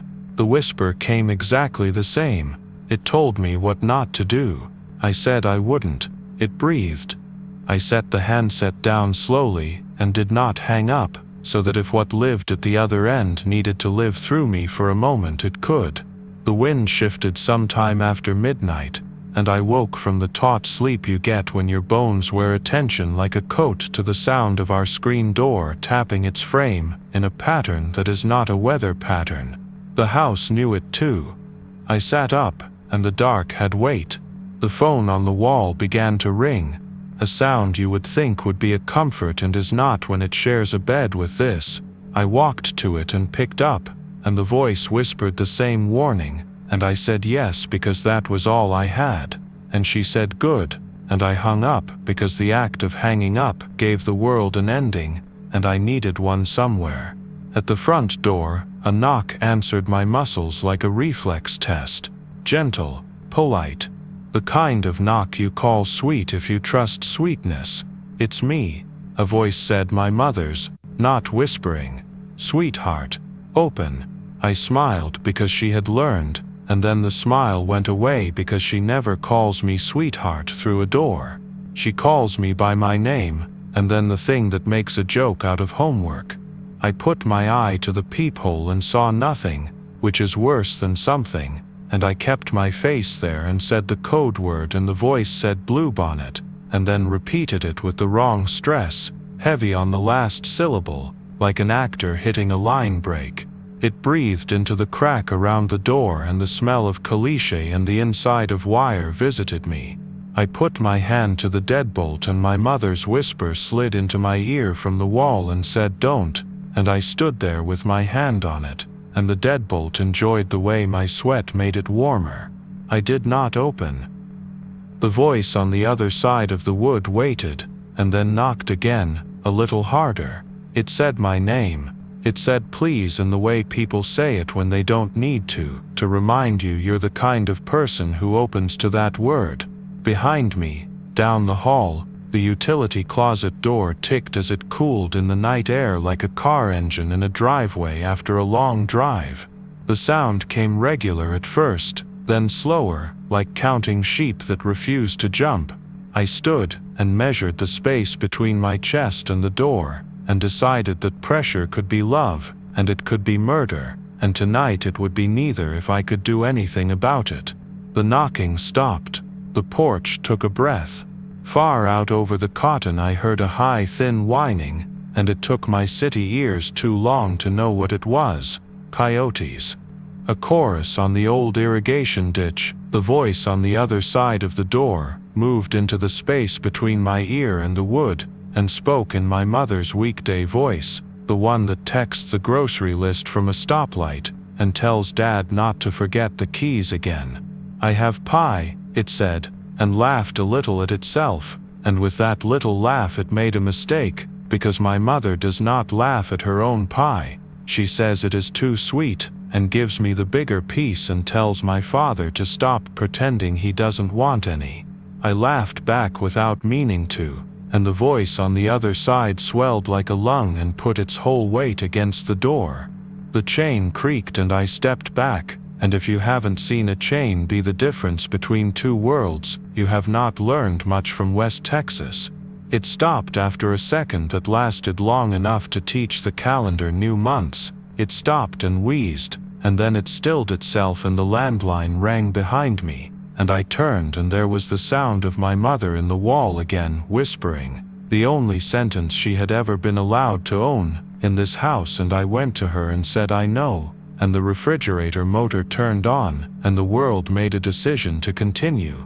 I am older now. I could drive that road blindfolded if I had to, and I never will. We still have the beige phone because my mother says it's good to have something that works when the lights go out. She goes to work and comes home, and the wind does what it does, and I learned to sleep without listening to my heartbeat, like a man on a train. Most nights, some evenings, just after 8, when the sky turns the exact color of the mud, and the clouds act like they are land too, the phone will ring and I will walk to it and pick up, and my mother's whisper will be there, the one she only uses in rooms where people die, and where she loves me without the extra words, and she will tell me not to open the door. Sometimes I say I won't, sometimes I ask who is there. She never answers because that is not what she is. Sometimes I say thank you. She never answers that either. Once I asked her why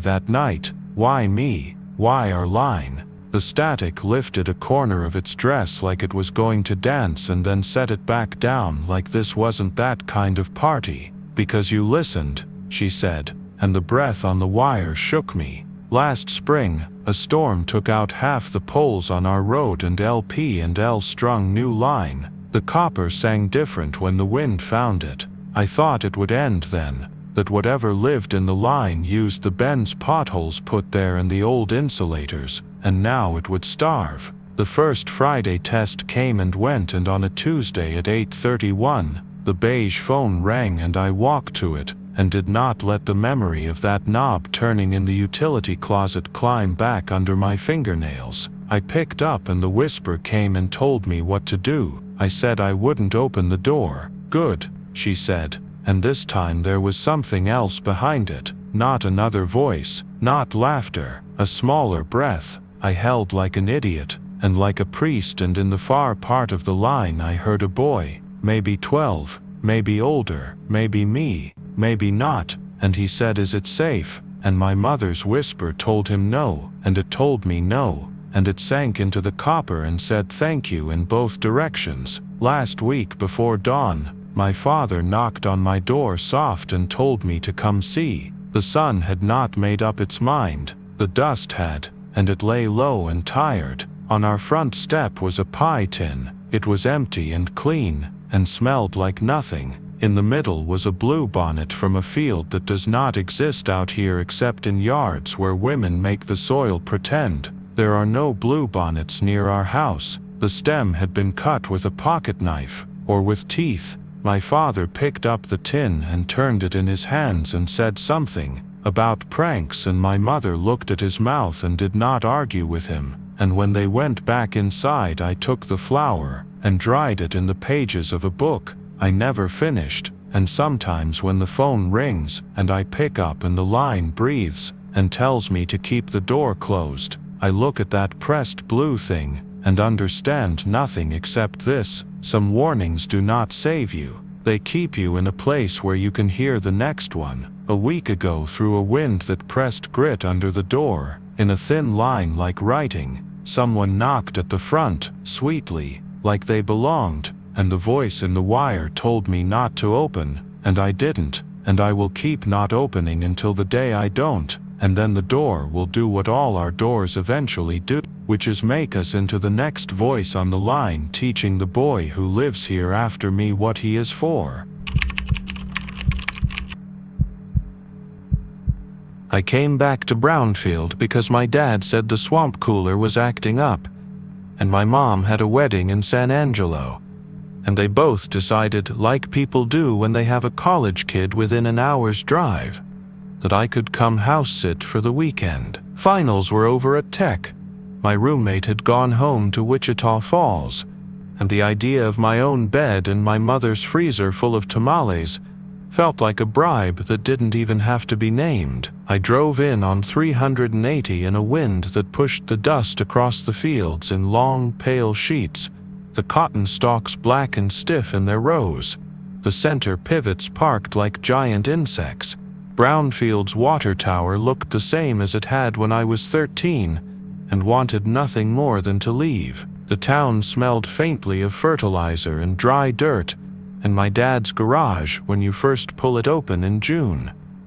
Penny, our old healer mix, met me in the driveway with a low, happy groan that meant she was both thrilled and arthritic. I scratched the white hairs at her muzzle and told her I would be the best babysitter, which made no sense, but it is the kind of thing you say when the air feels like an old shirt and your dog is still alive. The house is a low, 60-year-old ranch, red brick with a carport that sunk 1.5 inches on the west side. Dad will jack it up again come fall. There is no basement. I specify that because it matters. Almost no one has a basement here because the caliche is like concrete, and the water table is weird, and realtors say silly things about swelling clays. We had a crawl space for ductwork you could get into from the back wall of the laundry room if you felt like swallowing spiders. I never had. My parents had left me a handwritten note on the kitchen counter about the cable remote's batteries and the plant that needed 2 cups of water on Saturday. There was a casserole wrapped in foil that said heat at 350. There was also a bill from the city and a torn-off envelope with an address I didn't recognize. 411 Pecan, with my mother's kitchen pen handwriting next to it that simply said cellar. It meant nothing to me. I pretended it did, and slid the paper back under the rubber band around the bill. I watered the plant. I tried the swamp cooler. The belt squealed a little, and then it settled into that motor hum that is half childhood and half permanent tinnitus. Night came fast because the panhandle does that. A long red bar under the cloud bank. A wind that dropped off and left everything oddly close. I watched something dumb on TV until 10, and then showered and braided my hair and lay in my old bed with the fan ticking and the smell of dust and fabric softener in the sheets. Penny slept in the hallway where she could keep an eye on all the rooms like cops do in movies. I woke once to coyotes yipping out by the train tracks. I woke again to silence that was heavy as a quilt. It was one of those wake-ups where you are sure you heard something and then you have to sit very still to find out what your body already knows. The light was on in the basement. I saw it as a splash of yellow along the hallway wall, low, as if someone had laid a flashlight on the floor behind the laundry room door. I sat up and the light didn't go away or shift around like car headlights. It was a steady, ugly bulb color. Penny made a noise that was between a whine and a clearing of a throat. I listened for footfalls or voices. Nothing. The house creaked like it always had. An old man shifting in his chair. There is no basement, I thought, and then I thought it harder, like the thought could push the light back under the door and out of the world. I stood up and the floor was cool on my feet. I took my phone without turning on the screen. I stepped into the hall. Penny stayed where she was. I remember registering that as disloyal. Then I felt ashamed for wanting her to be braver than I was. The light was leaking from under the laundry room door, and the line of it had weight, dust motes bright in it, the way sunlight makes a blade when you lift a shade an inch. I reached for the knob and stopped, because the humming behind the door was new, a low mechanical hum like the cooler, but the cooler was off and always lived on the roof. This was closer. It sounded like a bulb vibrating against a pull chain. The knob was cool, and then warm. I cracked it open, and the wash of light hurt my eyes. The laundry room was small and boring. Washer, dryer, shelves with labeled bins for clothespins and mystery cords. The back wall was paneled in that fake wood my dad swore was real. There was a glow along the baseboard, not from under the door I had opened. From the wall. I stepped inside and the hum got the slightest bit louder. It had a metallic rattle in it now, a clink that made me think of someone playing with a keyring. The glow came from a fine line along the bottom planks, a thin, even strip like light showing around a poorly hung door, only there was no door. I stared at it, and it stared back, the way a new word stares before it becomes language. The baseboard had a hairline seam a half-inch above the floor. I touched it.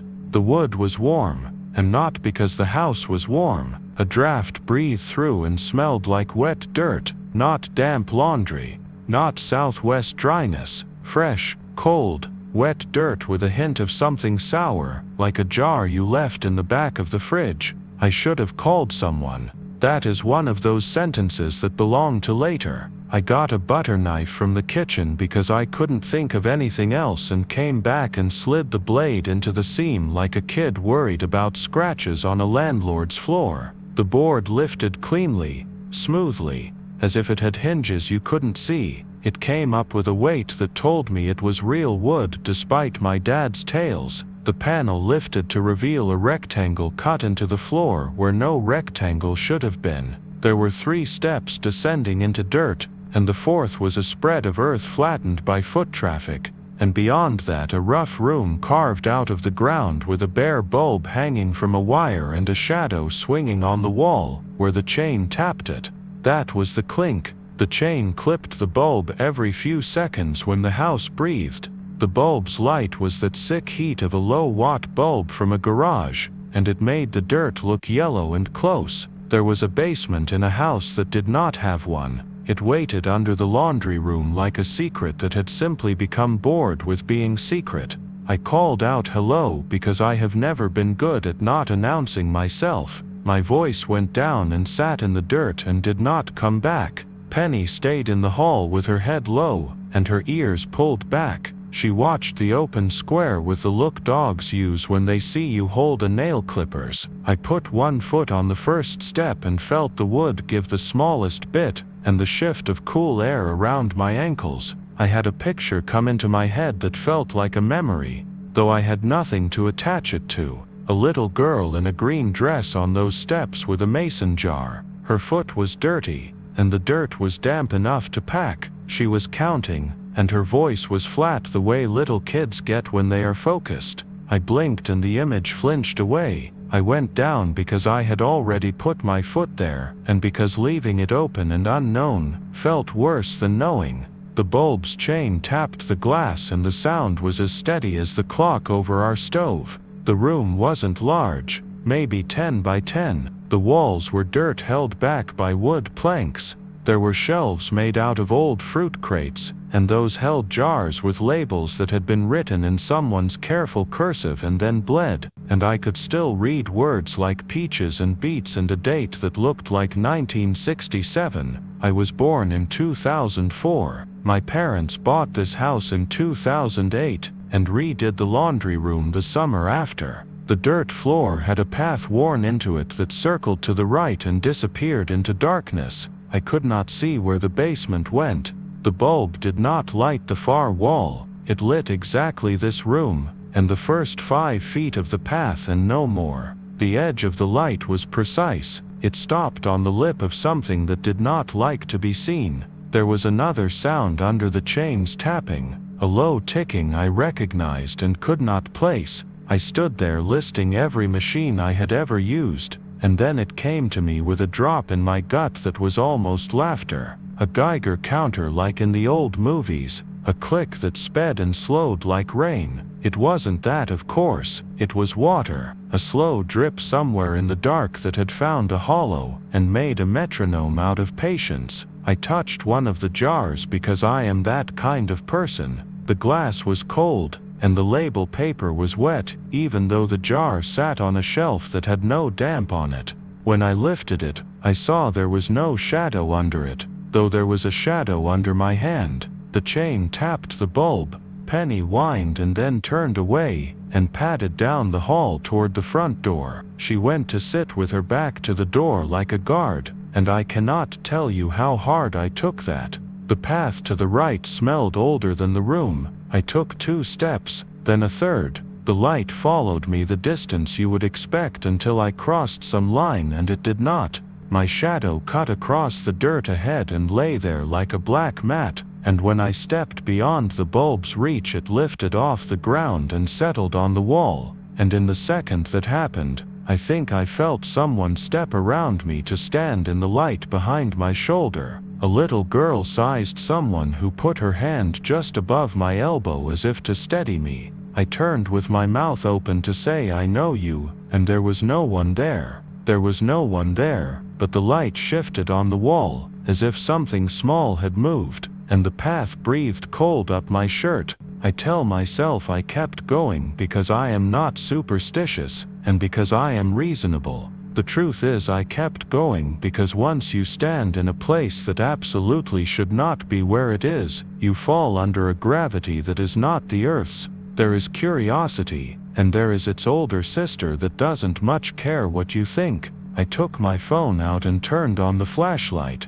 The beam went into the dark and died as if the air were thick with smoke. I saw my hand and a white cone of light and nothing else. I saw a fleck of mica shine in the dirt right at my toes. I saw my breath come out visible, even though it had been 80 degrees in the hallway. The path opened into another room, and this one had a table in the middle made of 2 sawhorses and a door laid across them. On the door were things that made my skin crawl because they were ordinary. 3 spoons, a pencil, a deck of cards with 2 missing, a folded map of Terry County with a circle drawn around a road I knew out by Meadow, a jar of something that might have been buttons, an old Girl Scout sash with a few badges half sewn on, and a photograph in a cheap frame of the house I was standing under. Same carport, same brick, no elm in the front yard yet. There was a woman on the porch with her hand up to shade her eyes and a girl on the steps holding something in her hands. The caption scrawled on the cardboard back of the frame said 1968. The girl's dress was green in that washed out way. Colors look in old photos, even when there is no color at all. The pencil rolled the least bit, and then stopped. The bulb in the first room tapped the chain. Water ticked. I looked at the map and saw a second circle, smaller, around an address on Pecan Street, 411, the one on the torn envelope in my kitchen, my mother's handwriting, and someone else's circle, and my world did that tilt you feel when a pickup hits gravel and loses traction. I said a name I was not sure of, Abby. It came out of my mouth as if I were trying to remember a word in another language and found it, and I did not know where it had come from. It hung in the cold air, and was answered by quiet that felt polite. I picked up the photograph, and flipped it over, and someone had written in the same careful hand as the jar labels, "Our first summer after the move. She keeps asking to go back." 2 words scratched harder under that as if someone had added them in a different mood. No. My stomach pulled into itself like a fist. I realized then what was wrong with the air. It had that coal smoke taste you get in basements back east and in movies, and we do not have that here. It tasted like something had burned a long time ago, and never quite stopped. The map showed a red line from our house to Pecan, and from Pecan to a patch of empty lots that I knew had once been a packing plant, and from there back around like a loop someone had walked while thinking too hard. My phone buzzed in my hand for the first time. A notification flashed that my mother had sent a photo. It was the wedding dress, a text that said the bride looked like a movie star. And after that nothing, because the bars on my phone had dropped to 1 and then slipped away. When I heard the steps, I told myself it was the house settling. It was footsteps on dirt, slow and careful, and the weight was wrong for my father. It was too light for a man, and not the rhythm of a child. It was the way you walk when you are following your own sound. They came from the dark where my light did not go. I felt the small pressure at my arm again. Not a grip, just a suggestion of presence, and I stepped to the side of the table and put my left hand on the edge and my right hand around the photograph, because my brain had chosen an anchor that made no sense. A shape came to the edge of where the bulb's light could have reached if it had wanted to. It stopped there, and the feeling I got was not menace. It was grief, the way a room has shape, the way a smell can make your eyes water. I could make out a dress that ended at the shin, and bare feet, and hair cut blunt at the shoulders like my mother wore in the pictures from when she was little. The dress was wrong in a way I didn't have a word for. It seemed stiff and heavy, as if it had been wet and dried in a shape. The face was a shadow the light refused. When she spoke, her voice was the one in my head when I said the name, which is to say it was mine pitched younger. "You found it," she said, and it was an exhale with a tone in it. Not happy, not angry, relieved. Her hand came up into the light, and it was small and stained as if she had been counting dirt. She put the hand on the table and patted the sash as if it were a lapdog. Then she reached to the map and pressed her finger on 411 Pecan, and left a small dark print. I asked her who she was because I had to begin somewhere. She tilted her head like a bird. I blinked and she was closer, standing with one foot in the edge of the light, and the strip of illumination across her ankle was a photographic negative of bruises. I made myself look at her face. It did not get clearer. What did settle like dust was a story. It came to me not in lines but in a whole. A family moves a house across town, which people do, and buries what they do not need. A child that belongs to the last address keeps asking to go back because back is where you are when you are small. There is a cellar there because that house had one, and it is always cool, and there are peaches, and the smell of dirt is safe. When the house is gone and the cellar is filled in, the place that was never a place keeps breathing. It needs a door. The door finds my mother when she is a girl. She writes cellar on an envelope to remember an errand she did not do. She grows up and moves the laundry room, and the baseboard becomes a seam. The girl who was and was not me looked at the photograph in my hands and then at my face. "Someone else went down first," she said. It was quiet the way dangerous information is quiet on the phone. She looked toward the dark where the steps had gone still. She said he liked to listen at the vents. He didn't like to wait for the cooler. He would come when it was shut for the winter and sit in his chair and listen to the house.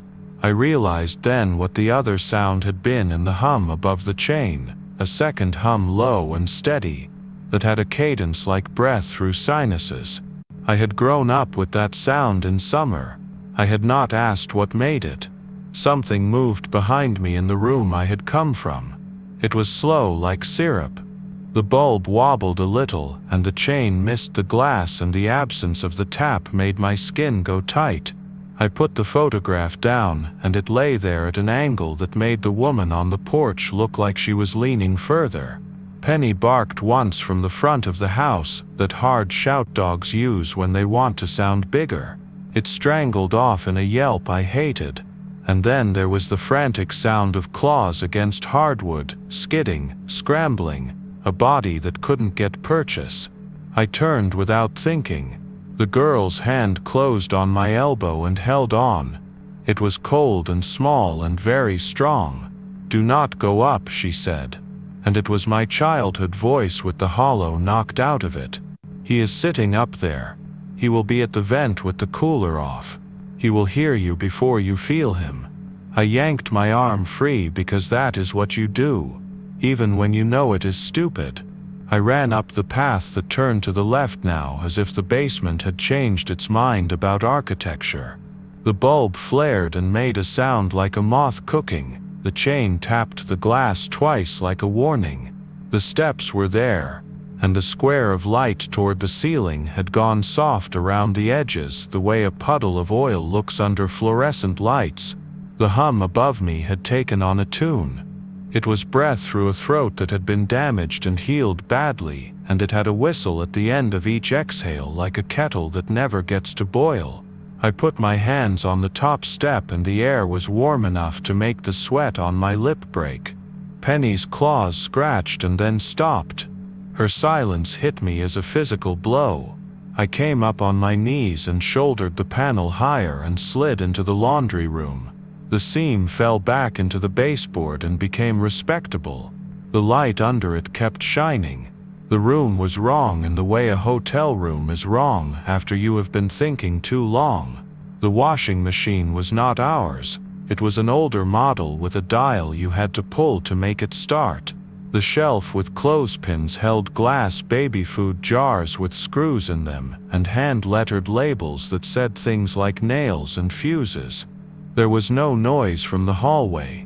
There was the taste of coal smoke and something copper like a penny held in your mouth. The cooler vent in the ceiling had no breeze. The return vent in the hallway floor hummed. It was a throat hum, a sound you make when you have fallen asleep half upright and your head drops and you snore. It came up through the grate and into my body like a palm. I stepped into the hall and the house changed as if I had waded into a lukewarm pool. The pictures on the wall became different pictures. The one of me at the county fair was gone, and in its place was a photograph of a man in a chair and a hat.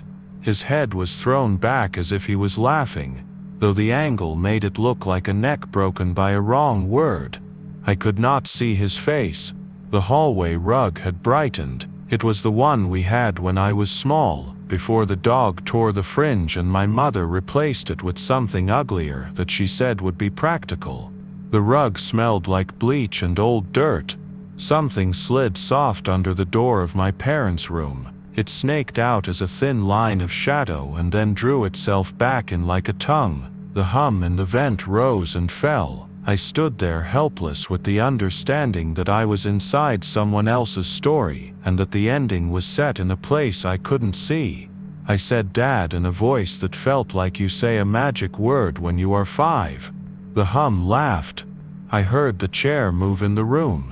A long scrape against floorboards that were impossible because we had linoleum there now. I looked down and saw the floor was hardwood. My brain did a jump cut. I reached for the door. The handle was cold. I pushed it open because not knowing was a cliff. The room was smaller and the bed was placed different, and there was a man in the chair with his back to me listening to the vent. He was big in the way someone is when they are thick through the torso, and he wore a hat in his own house. His throat made the whistle on the exhale, and he put his hand up toward the vent like to warm it. He was listening to me the way you listen to a storm on the radio. He did not move right away. Then he turned his head enough that I could see a piece of his cheek and his ear, and something that should have been a scar and had turned into a landscape. He said the word down as if he were complaining that the kids had left the light on. It was the voice of a man who knows where the room begins and ends and is tired of both. He did not look at me. He looked at the vent, and the corner of his mouth twisted up like a smile. The sound that came out of his throat was made of heat and sugar and something dead a long time. Penny whined behind me. Her body touched my calf and then leaked around it like smoke. I looked down and only saw my own foot. I said her name and it bounced off the man's back and came back to me changed. He stood up. His joints made a noise like someone popping knuckles underwater. He put one hand on the wall, and the paint there was a shade my mother would never have used. He did not turn. He did not need to see me. He could hear me in the grate. The vent called me by my own breathing. I felt the floor pitch the slightest bit toward it, the way old houses settle toward their sins. I ran. I ran without deciding to do it, and the hallway stretched and I could feel the rug fringe against the tops of my toes. The laundry room door had moved 3 inches to the left and I hit the jamb with my shoulder so hard my teeth clicked. I slapped my palm against the baseboard seam and it lifted like a mouth surprised. The light from below washed over my hand and cut a clean line across my wrist. It looked like a wedding bracelet. I dropped through onto the steps and pulled the panel down above me. It shut like a book. I stood in the yellow light with my back against the cool dirt and my chest working hard. The hum in the vent above became muffled. The chain tapped the glass and then stopped and then tapped once more, as if someone had put a finger out and pushed it for fun. The girl was there at the edge of light. I could see her now, the suggestion of features like a photo printed on fabric and then washed too many times. She had my nose. She had the set of my mouth when I am stubborn. "You can live between," she said, and there was no threat in it. There was only the flat recital of options. You can live between, and he cannot reach into the dirt because he never learned the smell of it. But he can listen, and he will keep listening, and when the cooler turns on you will hear him in its breath. If you go up you will join the upstairs. If you stay you will sleep under a house that does not mind you. I thought about my mother's note about the plant that needed 2 cups on Saturday. I thought about my father with his jack under the carport and his jokes about that old paneling. I thought about the torn envelope and the word cellar and the handwriting that had the little hook on its watch. I thought about how many times as a kid I had laid on that hallway rug and talked to the vents in summer because the air that came through them felt like a voice answering. There are ways to break spells in books. Salt lines and names said backward and nails driven into thresholds. I had none of those. And if I had, I am not sure they would have worked on a town this old with its own flat rules. What I had was a picture on a table and a map and a circle around a place on Picken Street that I had not known was in my life. The girl watched me think like I was doing homework at her kitchen table. "We could go back," she said. It sounded like nap time. "We could go back and see if the cellar remembers the house. We could see if that door likes us better." The sense of what she was asking ran under my skin like fever. The basement here was a mouth and the street there would be a throat, and there was a body in that house upstairs that listened through the pipes. I took the photograph and put it inside my shirt and felt the corner rub my skin.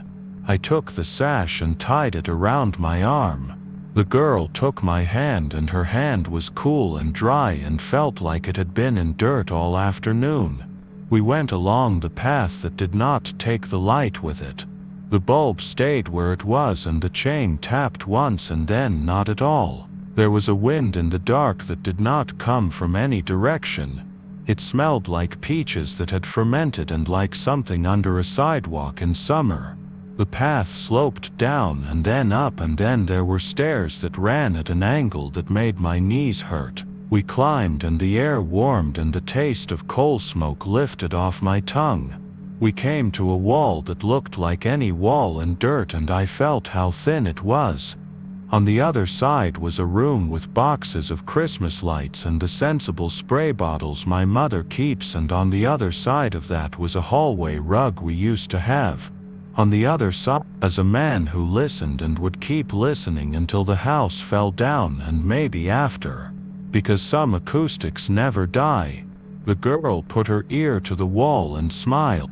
Not the way a child smiles at something funny. It was the smile of someone who had been very patient and been handed a key. She tapped 3 times with her knuckles and sound came back, not echo but an answer. 3 taps and then a shuffle. We waited. The floor above squeaked the way it has always squeaked when someone crosses from the kitchen to the bedroom and does not want to wake you. The squeak stopped over us. The man in the hat breathed and his whistle hung on. Something thin as a knife slid along the seam above the baseboard. The girl tapped again and the seam we could not see in the wall we could see opened and a light ran along the edge as clean as a grin. If you think this is where I tell you I held my breath and slipped through and shut the wall and everything went back to the dumb hum of the cooler and the old dog sleeping and my mother's text about dresses, it is not that story. The wall opened and I did not step into a laundry room because the door did not open into one. It opened into a set of concrete steps that went up and the sides were damp and the air lost its dirt and became the kind of cold that lives in old concrete. The girl went ahead of me, her green dress moving as if in water. She did not look back. I followed because there are some choices that are done once you notice them. At the top there was a door with a ring latch and the ring felt oily. I pushed it and it stuck and then gave and the door came open into night. I could smell creosote and old pecan leaves, and the kind of wet that means sprinklers, and outside was a yard that did not belong to me. There was a fence with slats and a pecan tree that leaned and threw down shadows like bars. There was a house that was not my house and yet was, and one of its windows looked like it was thinking. The yard had a small depression where a hole had been filled long ago, and someone had placed a bird bath on it like a hat. The basement we came out of had a concrete lip with the remains of a rusted metal door. The girl stood there and breathed in, and there was a sound like a box opening in her chest. The porch light clicked on as if we had tripped a motion sensor that did not exist in 1968. The door opened. A woman stood there with her hand up to shade her eyes like in the photograph.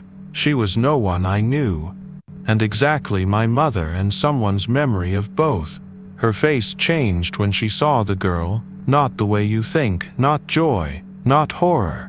It changed like a person waking from a bad nap and recognizing the room.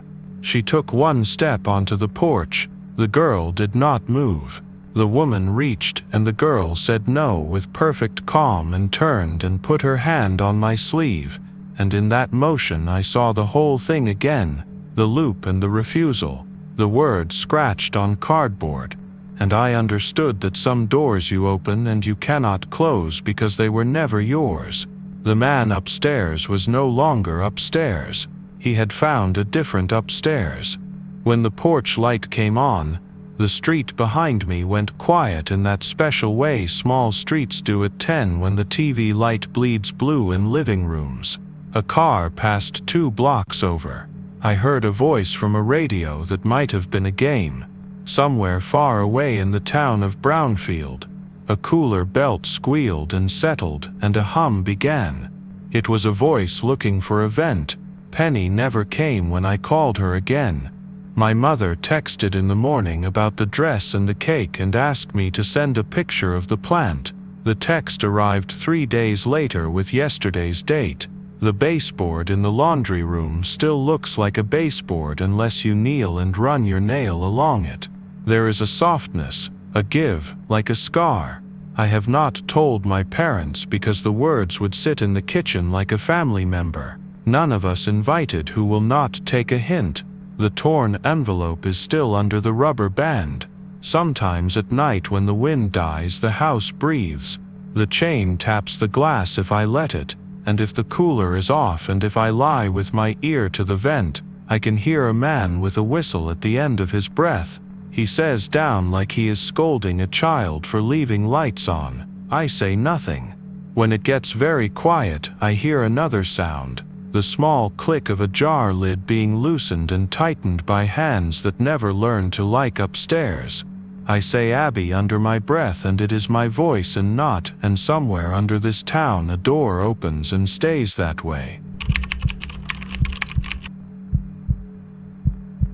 El Paso has a way of making night feel like a second day that forgot how to breathe. Heat stays in the stucco and tile and bleeds back out after dark like the house has a fever. That Friday in September, I had the place to myself for the first time in a while. My parents went to Las Cruces to help my aunt with a busted sink and said they'd be back before dawn.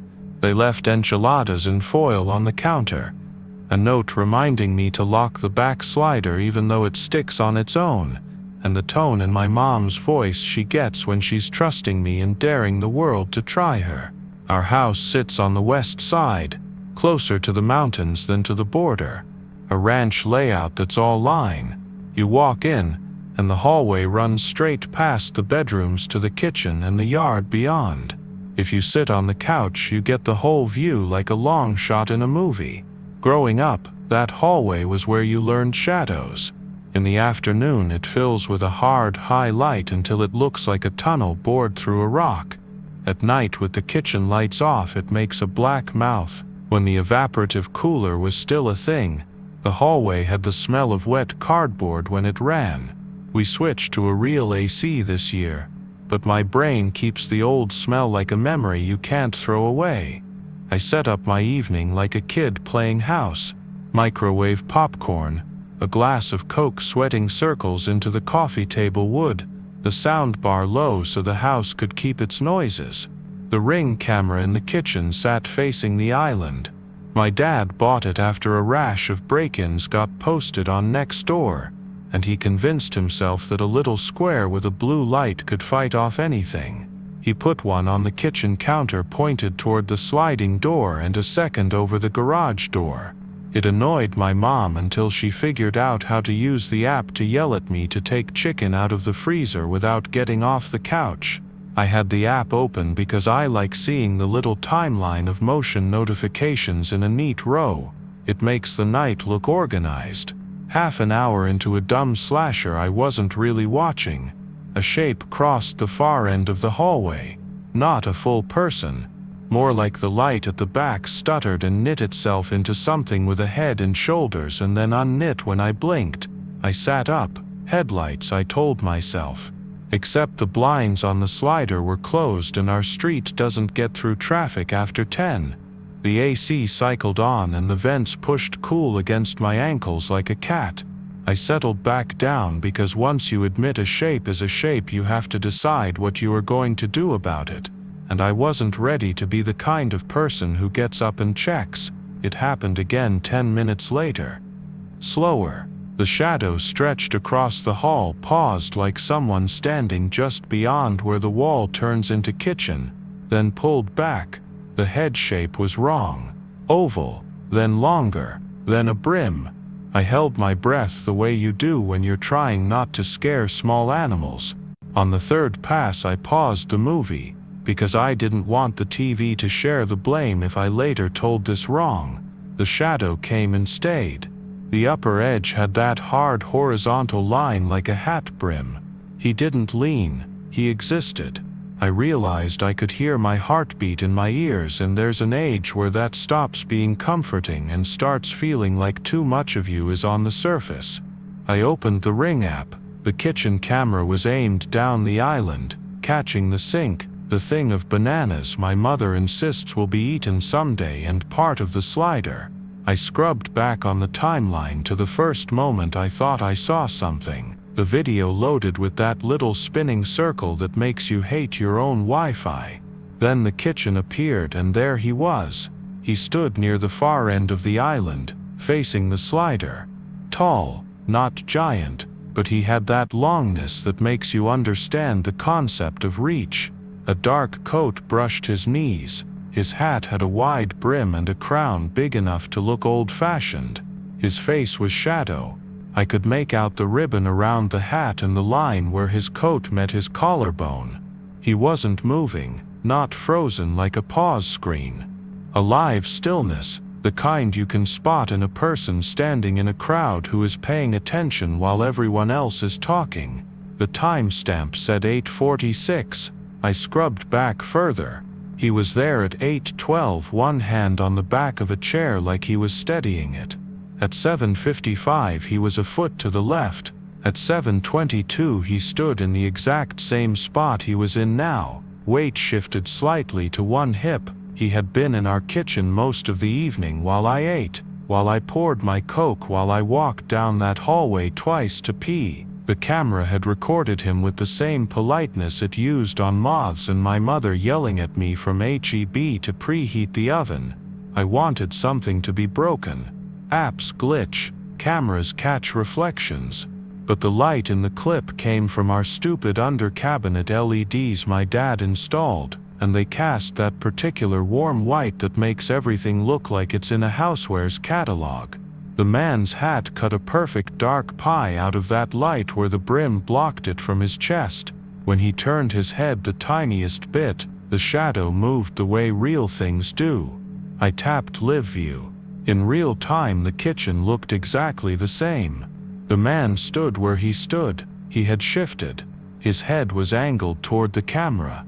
I couldn't see his eyes, but I knew that he was looking into the lens. A lot of fear is guessing, but the stuff that freezes you is when you aren't guessing anymore. My mouth went dry. The AC switched off and for a second the house had no sound and that felt like I'd been dropped in a pool. The lights flickered. The effect on the camera made them pulse and breathe. When the LEDs stabilized, the man was closer. 2 steps. He stood near the sink now, coat hanging still, the hat brim slicing off the top of the frame when he tilted forward to consider the device my father thought would keep us safe. He'd moved without the sound of a foot on tile. No chair bump, no knock of a hip. I backed into the couch because distance is a kind of medicine. I called my mom. The call went to that kind of immediate voicemail that tells you your phone decided your life is just not it right now. I texted her because texts feel like throwing a rope even if nobody's there to catch it. Then I called 911 because there are rules. The ring didn't ring. It went silent, and then a recording told me all operators were busy and to hold. My heart tried to climb out of my ribs long enough to listen. The Ring app pinged a notification for motion at the garage camera. I opened it. The square showed the inside door to the garage, which we usually keep locked. The clip started with the door closed. 3 seconds in, the handle turned down a fraction. It didn't open. The handle slowly rose back up like a breath let out. The timestamp said 9:01. The kitchen camera pinged again. I switched back in time to see the man at the end of the island. He wasn't doing anything, but my brain insisted that waiting is something. He leaned his coat against the stool like a person thinking about sitting and then deciding against giving your furniture that much of his body. He touched the counter with one long finger, the way a person checks for dust and leaves clean lines you can see later. 911, the operator said in my ear suddenly, and I could have kissed the empty room. I told her there was a man in my kitchen. I was alone. The door was locked. The camera showed him right now. She asked if I could verify a door or window breach. I said no. I told her again he was there. She said units were on the way. She told me how to barricade and stay on the line and whether there was a safe room. She asked for a description. I felt stupid saying the words wide-brimmed hat, long coat, very tall, because it sounded like a costume. I told her he moved without sound. She didn't write that down. I have that teen instinct that wants the proof in my hand, so I screen recorded the live view. I wanted later me and my parents and a cop with his poker face to have to look at what I looked at. While it recorded, he raised his hand and touched the little blue ring on the camera, and for a second his finger blocked most of the lens, and in the edge of the video where the light haloed his skin, I saw a line of scars across the second knuckle. Caught, healed, caught again, the way a person's hand looks when they work with wire. He took his hand away, and the camera tried to refocus and failed, and the video turned pixely and soft, and he was closer again.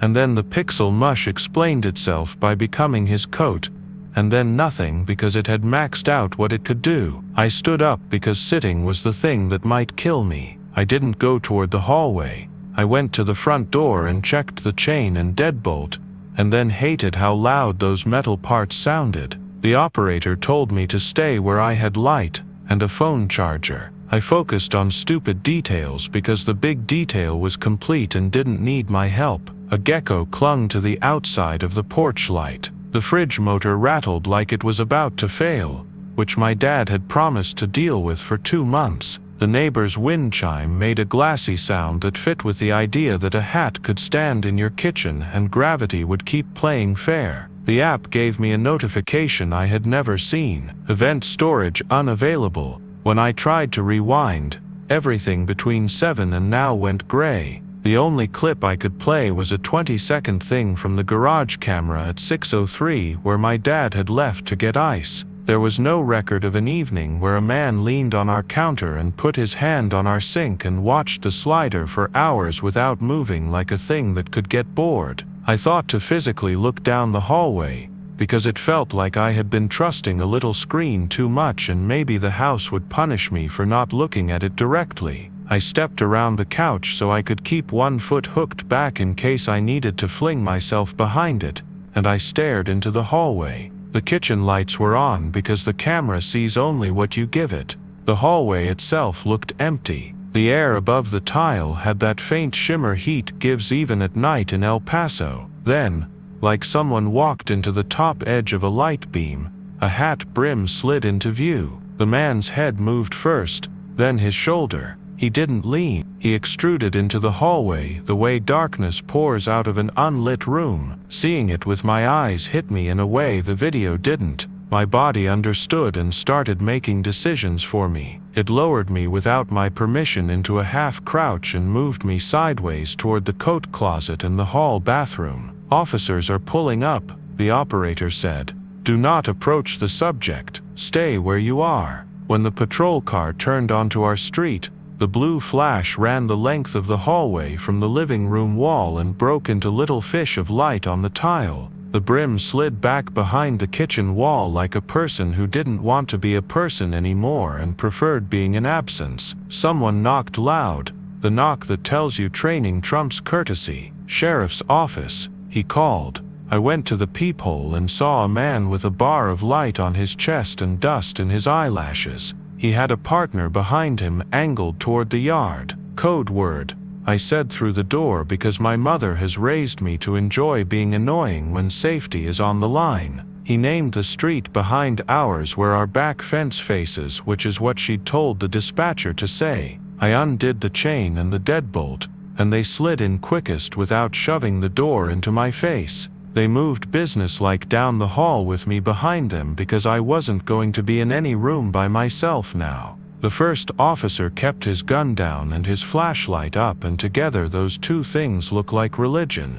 They rounded into the kitchen and shone the light along the baseboards and at the slider and at the island. Nothing stood there. The light didn't stop on a coat. A hat wasn't hung on the stool like a kid pranking you. The second officer opened the pantry and closed it.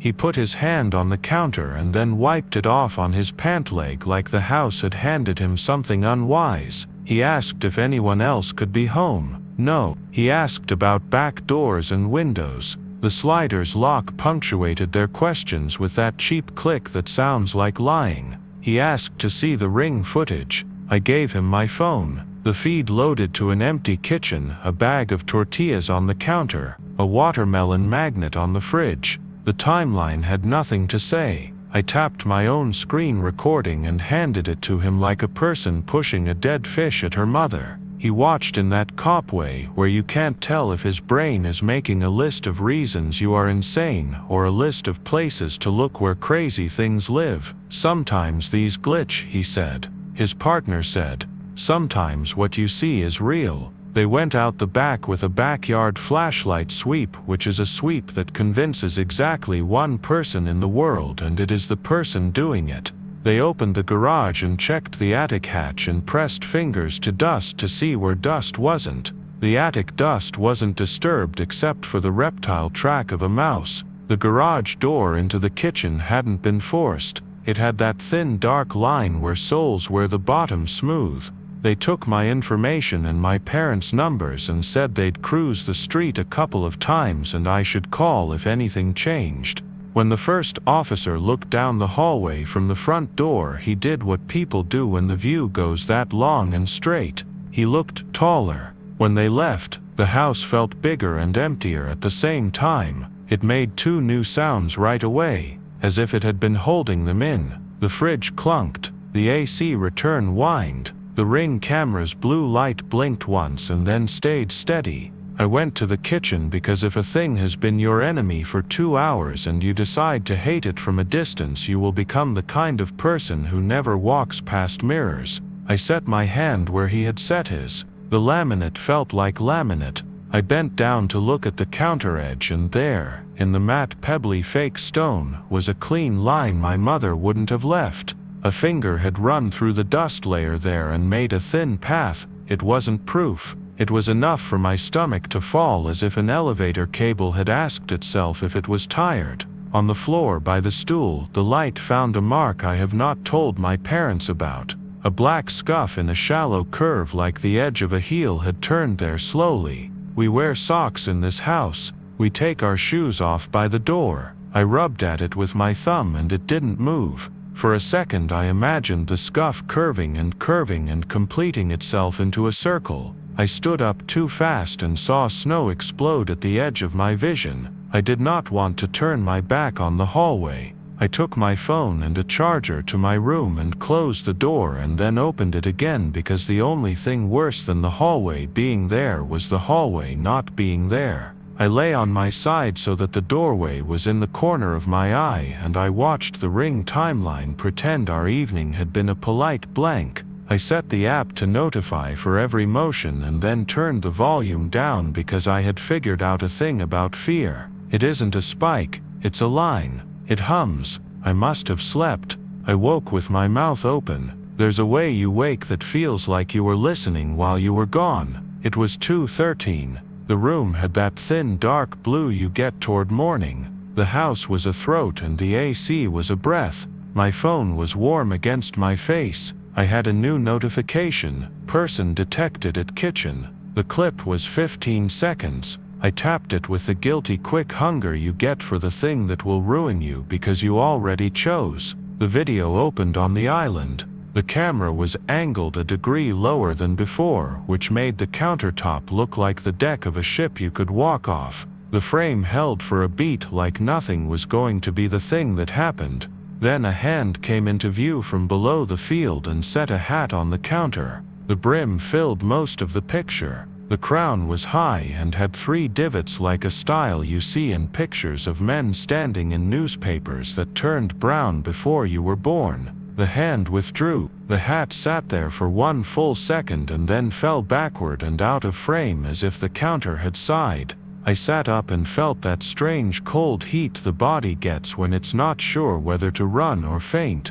He had taken his hat off. There is no good reason for a person to take his hat off in your kitchen at 2 in the morning except the reasons that make people call a priest instead of a contractor. I went to text my mom and my phone lost its mind and restarted. It showed me the little wheel. It looked like every screen it would ever try to be for the rest of its life would be a wheel. I walked to the door. The hallway lay long and dumb and the kitchen at the end glowed like it hadn't heard my rules. I told myself if I looked and the hat sat there, then it was a prank or a break-in or anything that would let me live in a list. I told myself if it wasn't there, then we would sell the house and leave it for someone else to negotiate with. I moved down the hallway in inch steps because the ground only lets you skim it when you trust it, and I didn't. The kitchen was empty. The island was clean except for a little field of dust where something heavy had rested and then not. I lifted my eyes and saw our microwave door and what it always shows me in a stretched convex shape that looks like a person who lives underwater. Behind me in the reflection for the length of one heartbeat stood a tall man in a coat with his head bare. He wasn't behind me in real life when I turned. He wasn't there when I turned back to the microwave. He was there when I switched my gaze and processed that reflections can carry what the world refuses. You think you will scream. I did not. I breathed, and each breath tasted like the desert after rain when the creosote tells everything alive a story about being forgiven. I closed the microwave door because that seemed stupid enough to be magic. I turned the kitchen camera off because that seemed like revenge. I turned it back on immediately because revenge doesn't keep you alive. I backed into the hallway. I kept my eyes on the floor because the floor is a promise. Halfway down the hall there are 3 little indentations in the tile where the installers dropped something and it sat there in the grout forever. I never noticed them in my life. That night they were the only thing I let exist except for me. I didn't sleep again. Around 5. Traffic started on I-10 and held like a note. At 6, my mother texted they were on their way. At 6:15, I sat on the couch with the dawn pushing at the blinds and reviewed every clip the app had decided to give me back. The timeline ran further than last night now, into last week. There were gray gaps that did not open, as if the camera had decided some hours belonged to something else. On Tuesday there was a clip at 3:04 where the kitchen light was off and a shape stood where the island throws a shadow, and the outline made me want to delete my brain. On Sunday there was a clip at 12:19 where the slider reflected the yard, and the yard reflected a man, and the man reflected nothing. I watched one from last month that I didn't know the camera had saved, where my mother stood in her robe making coffee, and behind her near the pantry, a hat brim overlapped the pantry door by an inch that could have been nothing if my heart hadn't learned a new language. My parents came home talking too loud like people do when they have to fill a room back up. I told them everything and then edited the part with the microwave, because I didn't want to see that look my father gets when he chooses the reality. He can repair and puts his hand on your shoulder and uses the words built, fix, deal. He went out back and checked the fence line and apologized under his breath to the stucco where the old crack keeps trying to return. My mother made eggs and burned them and said she was distracted. She walked down the hall with her plate. She stopped halfway and said, "What is that?" and pointed at the tile. The 3 tiny dents looked like the heel of a boot stepped once politely when the tile was very young. I told her they had always been there. She said okay and set her plate on the island, and then set her fork down on the counter where the dust still showed a clean oval, and then she lifted the fork and stared at the shape, and then she wiped it away with her palm like that would erase the evening too. We didn't call the cops again, because men with flashlights telling you to sleep tight once is the maximum a house can take without becoming rude. My dad adjusted the camera with the seriousness of a man tuning a radio in a war. He set a privacy zone so the camera wouldn't record us at night. He changed the Wi-Fi password because changing a password feels like shutting a gate. I didn't tell him that gates keep things in as well as out. That night I told myself nothing would happen, because day eats ghosts and only feeds them back to you if you ask. I kept all the lights on like that was free. The Ring app popped a notification at 9:17. I had the setting on snooze while we watched a show in my parents' room, because my mom wanted to keep me in a bright rectangle between them. After they went to sleep I checked the timeline.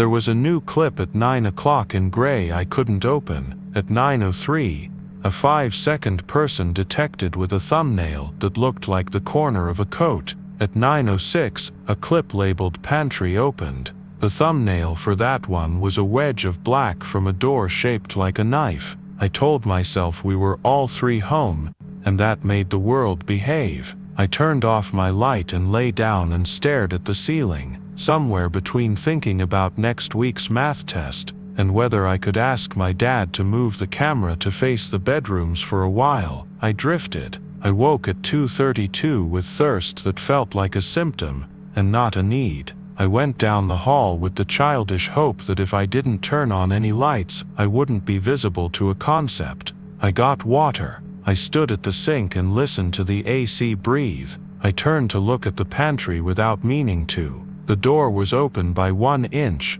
We keep it closed because the door swings wide and bashes the fridge. I looked at the floor to see if a draft did it. The 3 tile dents waited. The pantry door moved another fraction. The crack widened with the patience of tree growth. I raised my hand to close it because sometimes all the horror is solved by doing the chore. The ring from the camera blinked blue, recording the top of my head. I put my fingers to the pantry door and it felt like anything you touch when you know someone has just touched it. Warm, faintly greasy, too human. I pushed and the door came to, and the magnet hit with that little click you can barely hear. Through the seal, from the dark inside, a breath came out against my fingers like the door had lungs. My throat made a sound between a sob and a laugh. I stepped back and the door stayed closed and the kitchen stayed a kitchen, and the house pretended mourning. The last thing that happened waits for me when I close my eyes now. It came 2 afternoons later when I was home from school because El Paso Unified in its mercy had decided teacher training was more important than math. The house was bright. The mountains out the living room window sat huge and full against a sky you could eat. I wasn't thinking about anything but chips and salsa. I checked the Ring app the way you check a mirror. There was a new thing. A package had been delivered, the app said. Even though we weren't waiting on anything, the clip was ready. I tapped it. The video opened on the kitchen. The camera had a better angle because my dad had moved it a hair. The light was afternoon gold. The island made a friendly shape. For a long beat, nothing happened. Then the picture stuttered like the phone dropped a frame and recovered, and a tall figure stood in the center of the kitchen where the light couldn't decide if it belonged to him. He wore the wide-brimmed hat. He held something under his arm. He took 1 step backward until his hat brim lined up with the upper edge of the frame like he was measuring himself. He set the something on the island. He rested his palm beside it the way you might steady a letter while you smooth it flat. He turned his head toward the hallway, toward me on the couch. His face was still the shade inside a hat, and yet I knew he was watching not the camera, but the absence where I sat that would become me. He reached toward the camera with that scarred finger, and I flinched on the couch like he meant to poke my eye. He didn't touch it. He pointed past it. The lens tried to focus on his fingertip and failed and refocused on the thing he had left. It was a hat. The same hat, its twin. A folding trick I didn't see him execute. The brim was not quite as wide. The crown had 1 dent, small like for a child. The app drew a little box around the hat and labeled it person. He picked up his own hat with a gesture that felt like a nod. He did something I'm sure I'm telling wrong because it fights the part of the brain that calls itself reasonable. He put his other hand where a person might set it on a head that came up to his ribs, and the air there pressed down like the weight of a palm. The camera drank the light strangely for a second where nothing stood and then let it go. He turned and walked out of the frame at a pace that made the kitchen tiles look like a creak sliding under him. I wanted to run straight into the hallway and hurl that small hat out the slider and let the wind take it to Mexico and the mountains beyond. I didn't move. I sat and listened to the house hold itself together. The AC switched off. The fridge sighed. Outside, a train blew a long flat note that found my bones and settled. Then my phone buzzed with an email, on the account we all get our neighborhood alerts on. Subject line: safety snapshot from your Ring neighborhood. The still image in the body of the email was the kitchen. The tall man in the hat stood with his hand on that air again. In the upper left, reflected in the microwave door, was me on the couch with my mouth open, and behind me, in the doorway where the living room meets the hall, a second shape leaned in, brim first, to see what I would do. When my parents got home and I tried to show them the clip, the timeline refused again, smooth as a lake. My father laughed and told me Ring sends those snapshots when people tag weird things. He took the little hat off the island where it had sat the whole time like a glass you forget you set down, and said, "Whose is this?" And I said I didn't know. And he turned it in his hands like he could find a label inside it, and there was none. My mother touched the brim and flinched and then smoothed her hair as if a wind had gone through the kitchen. They set the hat on top of the pantry. Sometimes at night I see the curve of it up there and my stomach flips like a fish. Some evenings I watch the hallway, and nothing happens, and you would think that would heal me, and it doesn't. A week ago, the camera sent me a single frame captured at 3:19 a.m. It was the living room in night mode, all shades of gray. It tagged 2 persons in the image with those polite little boxes. One box sat on the dark doorway at the end of the hall, the other sat on the glossy black of the TV, which was off, reflecting the room. In the TV's reflection, a tall man in a hat stood in the kitchen that was behind me, and with him stood something exactly half his height in a smaller hat, both utterly still, as if passing hours in my house were what those bodies were for. I kept the phone in my hand until the screen timed out and showed me my own face. The reflection there looked like me and didn't. In the black glass behind my shoulder, the hat brim slid into view like the first night, steady as a clock that only I can hear, and the air by my ear dipped under the weight of a hand that belonged to no one you can make leave. I was 17 the summer the radio started, which is the kind of age when you think you know what your town sounds like. Midland had a rhythm I could have picked out blindfolded. The pump jacks nodded through the day with their long, slow breaths, metal groans that carried across the Kalisha and Mesquite.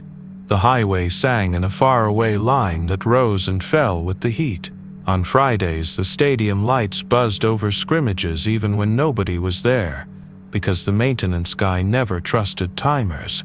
On nights when the breeze came in from Odessa, the refineries laid a high, thin whine over the whole city like a dentist tool you tried not to hear. We had a swamp cooler that chugged and spit when the pads dried out, and the attic fan that rattled the way it had rattled since my dad pulled me out from under it when I was 6 and convinced it would swallow my fingers.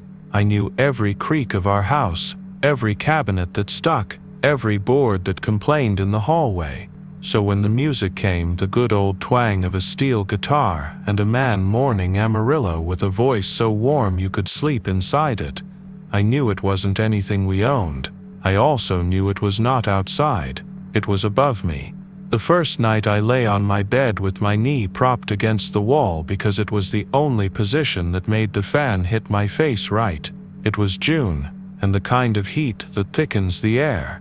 There was no wind. The only motion was the moth beating itself against my window screen. The song did not drift in through the cracked window the way a neighbor's party will. It thinned down from the ceiling like water moving through old wood. I clicked my fan to low and cupped a hand to my ear because that is what you do when you don't believe your own house. The guitar laid its little tears across my ceiling. A woman's harmony came in so soft it rode the man's words like a thread under stitching. Then it stopped mid-word, and the silence that rushed in was so clean it made me swallow.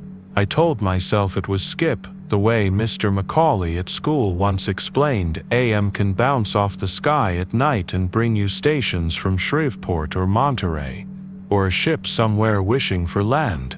I also told myself Skip did not start and stop like somebody turning a knob. The next night it was back at the exact same hour and it was louder. A woman this time, low and sweet, the way the older local DJs do when they are thinking of the people who still call in to request songs for somebody working in a man camp or coming off shift. She sang about Lubbock lights and a boy who had hands that smelled like diesel. And then the song jumped like a scratched record and a fiddler came in where a singer had been. I lay there with my hand under my pillow where I hide the pack. I am not stupid enough to smoke in my room. And the music went thin and then gone, a breath that forgot to return. On Saturday morning I told my dad. I eased up to it like I do when I'm about to ask for gas money. Laid it out light, made it sound funny. He did the dad face he keeps for things he wants to dismiss without hurting your feelings. He said sound travels crazy in the dry. He said some of those old pipeline radios can crackle on if they get enough juice. He said maybe Mr. Perez 3 houses over had a garage band. I told him this wasn't Mr. Perez. He told me he would take a look if it happened again and went out to change the pads on the cooler. That night I lay with the light off and the fan on and waited. The first notes came so clean I could tell the make of the guitar if I had ever learned anything beyond school choir. Dad was in the living room with the Rangers on. I stepped into the hall and the music slid in and out of the vent above the linen closet. It was walking across the attic in bare feet. I pulled the string to the attic access and the square door dropped down its 2 inches, and the hinged ladder clicked a rung because the house and gravity both insist on theater. And Dad was already up from the couch with the flashlight because he can pretend he doesn't believe but he doesn't like being outsmarted by a building he paid for. The attic breathed on us when we poked our heads in. The air up there was a different species of heat. It smelled like a couch stored too long in a garage. The flashlight beam found the backs of boxes with Sharpie words like Christmas and baby stuff and taxes in my mother's neat hand. Fiberglass glittered. The music was clear and small at once, like the sound you make cupping a radio to your ear in a moving car. It came from the far corner where the roof tucked down low. Dad went slow along the joists because he is not a man who enjoys falling through drywall. We bent near the vent and the song cut off with a neat little click. Dad's flashlight picked out what he said was the problem. A radio the size of a paperback tucked between a box of photo albums and the brace of the vent pipe. It was old plastic beige turned nicotine yellow by Texas time, but the battery compartment snapped open clean and the 2 copper tops looked like they had just come out of the pack. The dial sat dead between stations with the needle on a number that meant nothing. Dad twisted the knob. Static wept a steady hiss. He tried 3 other stations. 2 came in with the ghost of voices and a lot of white noise. 1 had a high-pitched whine that made us both grimace. He clicked the radio off. He sat back with his legs straddling the joist and opened his mouth twice without words coming, which is rare for him. Then he set the radio into the photo album box like it might contaminate anything it touched and said we would put it by the curb in the morning. The next morning the radio was not in the box, the lid was shifted and the corner of the top album poked out like a tongue, but there was no radio. Dad looked under the beam because he is always convincing himself he missed something obvious before he lets any other option in. He made the face he made when the truck wouldn't start and he only had 2 wrenches. He came down and looked at me like maybe I would admit to a prank. I told him I wouldn't put on performance art for a punchline that quiet. He stood at the bottom of the ladder and rubbed his jaw a long time, then stepped outside to smoke even though he quit when I was 12 and pretended he hadn't picked it up again. When he came back in he did not talk about the radio. He asked if I had applied for the job at HEB. I told him I had and did not say I would set fire to the produce aisle before I wore a polo in that heat. That night he suggested we sleep at my aunt's. I told him it was nothing. He said he would sit up. We both did the stubborn act we used when my mother worked nights and we were left to negotiate with our own bad habits. The music came later toward 2 as if it had waited for him to sink into the couch and kick off his boots. I sat up in my bed and felt it through my mattress. Someone walked slowly along the top of the hallway, heel toe, heel toe. The boards flexing in a way that belonged to space we didn't have. My room sits under the lower pitch of the roof. If anybody walked up there for real, they would be on their hands and knees, but whoever it was paced like a man who knew his floor. I heard the radio click and pop and catch a song mid-chorus so the words didn't line up, and then a DJ's voice came in warm as a hand, said the call letters in a string and a time that sounded wrong for Texas. He said we had a special dedication going out to Baby Bird from the man who pays the light bill, and he laughed in a way that could have been a cough. There was a buzz on the line like a fly. He said play her that one about the roof and the rain. The song did not start. The radio clicked and the static rose like breath taken in. Dad cursed in the living room, not loud, not to get credit. He pulled the ladder down and went up before I could get my legs out from under the sheet.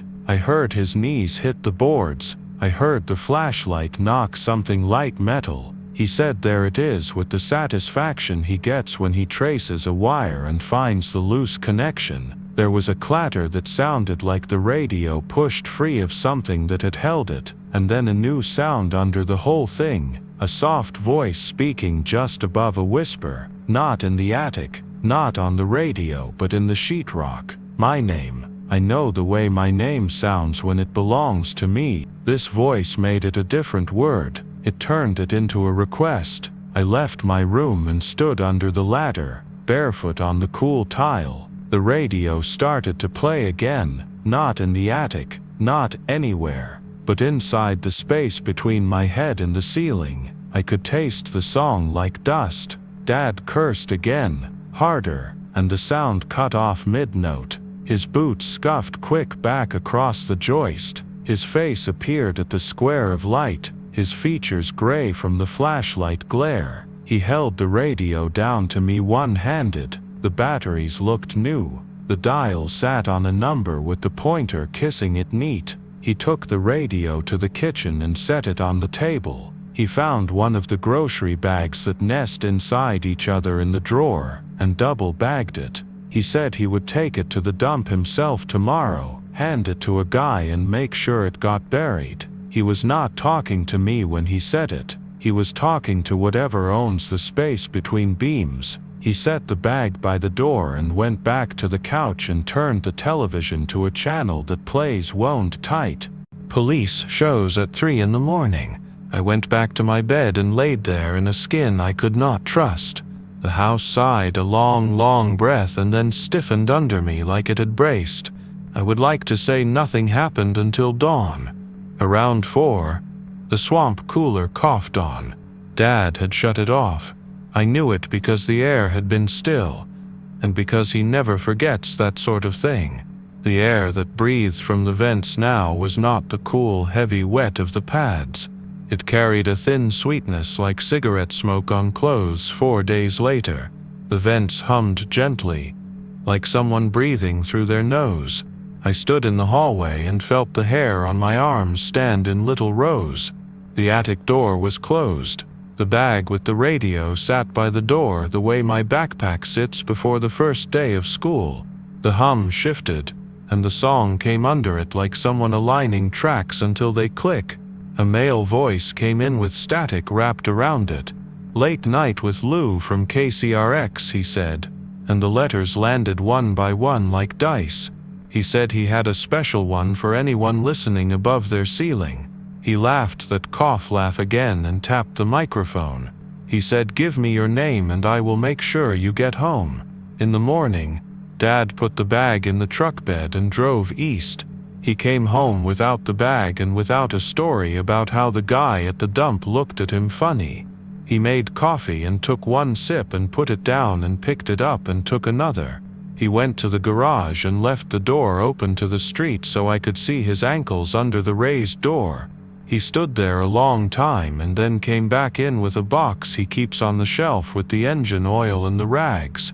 He set the box on the kitchen table and opened it and took out a bundle wrapped in an old t-shirt and laid it down like it was breakable. In the shirt were 4 photographs he had taken with the disposable camera he used in high school, the one he only brings out to show you that he had hair once. He put one photo at the top of the stack and turned it so I could see. The house in the picture was ours with the new paint not yet, and on the roof sat a girl younger than me with her legs on either side of the ridge and a little radio in her lap. The sun hit the radio and made it a white block. The girl's hair was cut straight across her forehead like the girls in church photos from the 80s. She had a frown like the grown-ups forced a picture when she wanted to listen. Dad's thumb shook on the edge of the photo in a way that made me feel older than him for a second. He said her name was Lila, and that he had not known she ever liked the roof until it was too late. He did not make a story out of it. He told me in pieces and I had to hold them up and see how they fit. Before my parents bought the house, it belonged to a man who worked at the gas plant and his wife who sold cakes out of the kitchen. And they had a daughter who liked to take a little radio up when the heat went down and the tar softened and the roof smelled like baking. It was a 2-person job to get up there through the gable, but Lila had been small for her age and fast in the way some kids are when gravity does not mean much yet. The station she liked went dark when the owner died. The girl did not like to be told that something was gone. One night after a storm, she went up to listen to the roof itself and did not come down. Dad's voice did not do big stops at the ends of sentences the way people do when they want you to feel the hard parts. He told it quiet like a guy describing how a clutch failed. He said he had known her because you know everyone here. He said he had gone to the visitation and kept his hands in his pockets because he did not know how to hold his grief.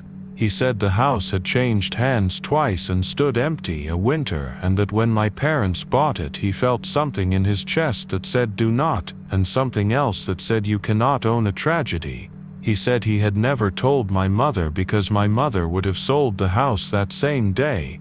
I asked why the radio. He said sometimes things find their way back to the place where they were loved. He said sometimes they find people who listen.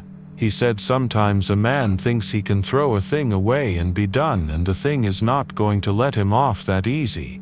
He said put salt at the attic door if I wanted, and then tried to make a joke out of it, but the joke died before it got to his mouth. That night the air lay so flat you could hear a dog bark in Greenwood and the wrong side of a conversation 3 backyards over. Dad went to bed early and shut the bedroom door. He had that look like a man who will sleep with one eye open. I sat on my bed and stared at the ceiling, and the ceiling stared back. At 2 the swamp cooler clicked on and the air blew warm. A voice came low under the hum, and that voice did not belong to the radio. It said the word baby. Not the way a man who loves you says it. The way a man who owns the house says it when he is tired and wants the lights off.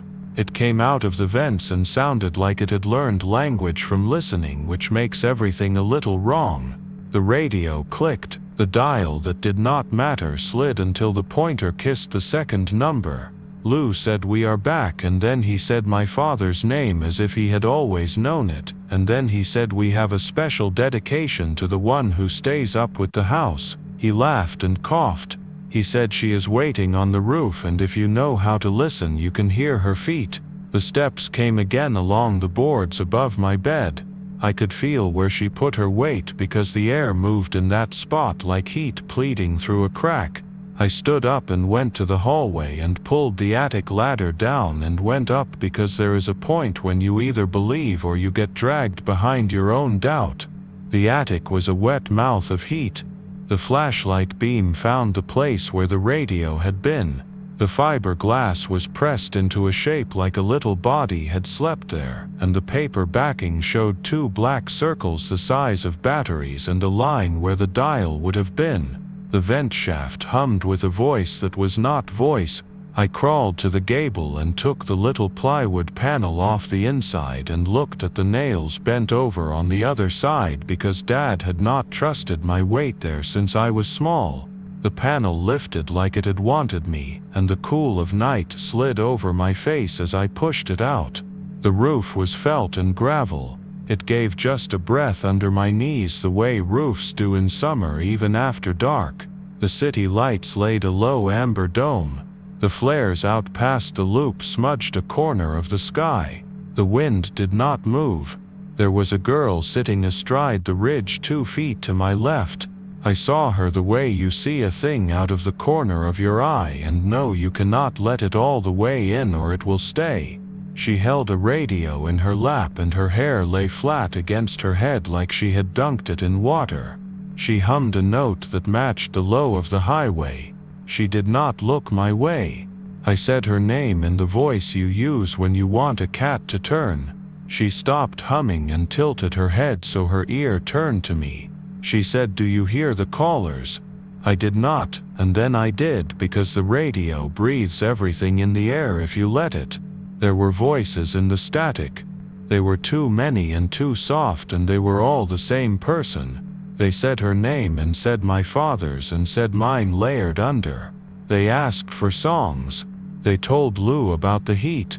They said it smells like rain when it doesn't draw a drop. My father's boots sounded on the attic ladder. He said my name with a shape around it I had not heard before. It was fear and it was apology. And it was a man talking to a house to make it let go. The girl on the ridge smiled. I could not see her teeth. I could feel the smile in the soft way the night touched my face. She said he thinks he can tune it away. She said every time he turns the dial it comes back around. She touched the radio and the batteries in it gave a fat, healthy hum that had nothing to do with electricity. She put her palm flat to the shingles. The roof answered. It shifted in a movement so slight you would call it your imagination if you wanted to. It tipped toward the street. I put my hand down without thinking the way you do when a canoe tilts and your body remembers water before your head does. Dad crawled out onto the roof with the flashlight clamped in his teeth. He did not tell me to come back. He did not make a speech that belonged in a movie. He said Leela and the name was so full it made something in the air shiver. The girl turned her face more and the wrongness of it sharpened. The radio in her lap caught a station with a high pitch at the edge of the signal and a preacher talked about the faithful listening in the dark. And then Lou came back and said we are almost out of time and he laughed that cough laugh and the voices under him said turn it. And the batteries buzzed. There is a thing my father does when something heavy needs moving and there are 2 of us. He counts down and then goes on 2 because you always brace for 3. He looked at me and then at the place on the ridge beside the girl where there was nothing to put your weight and he said 1. The roof tipped sweet toward the yard. The girl's radio found a song that made my throat hurt with how pretty it was. I went forward because I thought he meant forward and he went sideways because that is what he had meant and for a second I saw the 2 of them lined up in a way that made my head insist on a memory I do not have and then the world slid. I caught the ridge with my forearms and felt the grit bite. The flashlight spun and clicked off without even a drama of rolling, and the dark laid down heavy. My father made a sound that was not a shout. It was the noise a man makes when he senses the drop before it happens. The roof tilted back to plumb, and then more like a slow nod. My fingers found asphalt and anything but nothing. The girl's humming threaded the night. The radio said my father's name in a line of call letters so quick you could not have made it human. The air took on that taste again. Cigarette smoke folded into old clothes, sweet and wrong. There was a thump below the eaves, not the dull crack you get when a body hits dirt but a softer event like a bag of feed knocked over where nobody can see. I pushed back onto the ridge in a sit that scraped the skin off the backs of my thighs. The radio went silent. The girl cocked her head again like she was listening for a thing behind me. She said you can live up here if you know the words. She said he tried to. She said he listens better now. Down in the house the swamp cooler turned on and the air through the vents carried my father's breath. It had a whistle at the end. it had not had before, and on the hum rode the very soft shape of my name, as if it had been learned from a tape that had been played too many times. I did not call for him. Calls invite answers. I climbed back into the attic with the kind of care you give a sleeping dog you love that once bit someone and is sorry but still wakes mean sometimes. I pulled the plywood back into place and bent the nails over with my palm and the heel of my hand until the skin throbbed. I put the attic ladder up and the square door shut with a neat little fit. The house took a long, slow breath and settled into it. The vents breathed a thin, sweet smell. In the morning the porch light was on and the front door stood unlocked. The truck sat in the drive with the bed down. The bag with the radio was back on the kitchen table. The batteries were new and the dial sat on a station that has not broadcast since before I was born. My mother texted from the ward in Odessa to say she would be home late and to tell Dad to please check the pilot on the water heater because it had gone out last time the wind came from the wrong side. I texted back a photograph of the plant in the window because that was the thing we always sent to prove the house was alive. I do not sleep in my room now. I pull out the couch and let the television give its dumb light. The attic door is a square I do not glance at. The cooler runs even when the night does not ask for it, because I learned something about silence. Sometimes when I hold the radio by the cord like a cat by the scruff and walk it to the back fence, the dial moves under the plastic like it has its own hand, and a voice asks Lou for a song in a tone that is patient and kind and knows my name too well. Sometimes I sit with my ear turned to the vent and hear a man breathing as if the space on the other side of the grate is a chair and he is sitting quiet, ear to the house. The roof bumps once when the wind is low, a little nod to say the night is listening. When the music comes, it comes thin as thread, and what it stitches is a circle that takes in the attic, the roof, the yard, the street beyond, the empty airwaves, and the part of me that learned at 17 that some stations do not stop it off, they just wait in the space between songs. I was 12. The summer the upstairs came back, though my parents would never have used that word. We moved into the house on Harvard Street because it was cheap for a 2-story, and my mother liked the trees in front that put their hands over the roof and made shade. You could ride your bike under without boiling. The listing said second floor in need of structural attention, which my father translated to unsafe until further notice, and he put a deadbolt on the door at the base of the stairs the day we got the keys. He showed me the bolt and said, "No matter what you hear, you don't go up there." I had asked what I might hear. He said houses talk and sometimes they lie. The upstairs was not a mystery at first. Before the lock, he took me up quick with a flashlight, while my mother stood at the bottom with her mouth tight and her arms crossed. The hallway was short and hot, 4 doors off it, each room with a window covered by blinds the color of old paper. The carpet was rough and the kind that eats socks. There were faint rectangles on the walls where pictures had hung, and a smell like cedar mixed with a closed trunk. The floor had a noticeable dip in the middle of the back bedroom, and my father pointed at that and said, "See, that's why," and hustled me out, and the bolt slid shut with a simple finality that felt like the opposite of adventure. I learned the house the way you learn a friend, where it breathes, what makes it grumpy. The kitchen window swelled when it rained and needed 2 hands. The back left burner on the stove clicked longer than it should. The front steps sounded different when my mother came home from nights at the hospital than when my father came in from a job that sometimes kept him past dinner. When the AC kicked on upstairs, even though it wasn't supposed to, my bedroom vent thumped once like a heartbeat. I knew all of that the way you know the route to school without thinking, which is why the first night I heard the footsteps, I knew they did not belong to anything reasonable. It was June, and a heat that thickened the air and kept the smell of cut grass and oil up off the street. I lay in bed with the fan making its steady small wind and the city doing its low faraway rush that never stops because someone is always late in Houston.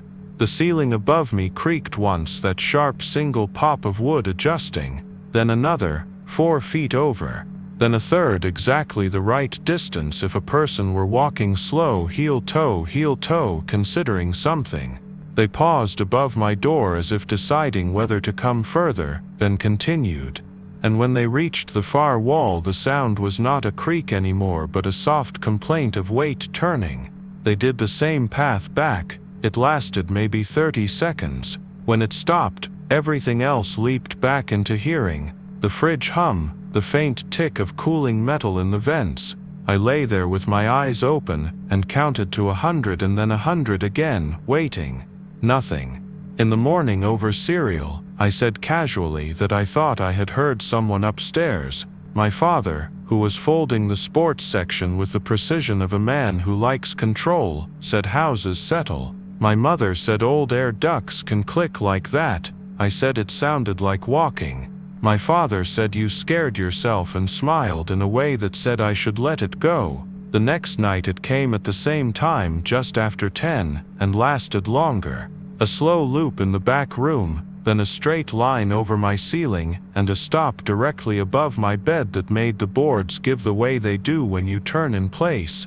I held my breath and my body made that hot wave of panic that crawls from belly to arms.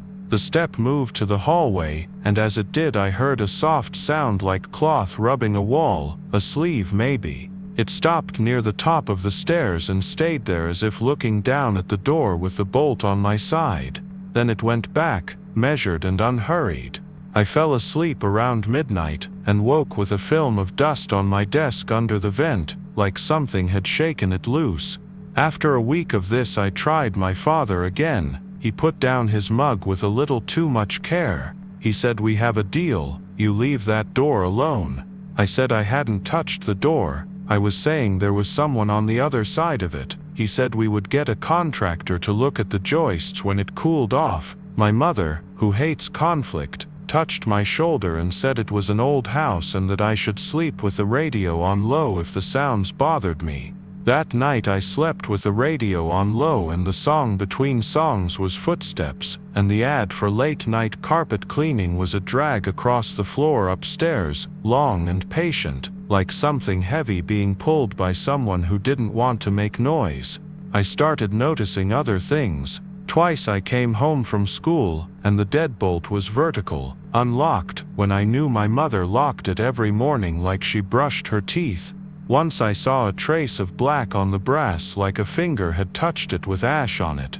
Neither of my parents smoked. There were little missing things that could have been me forgetting. 2 granola bars from a box, the last canned peaches. The air in my room sometimes carried a sweetness that was not ours, like stale cigarette smoke, and a smell under it I could not name at first and later understood as laundry left too long wet before hung up to dry.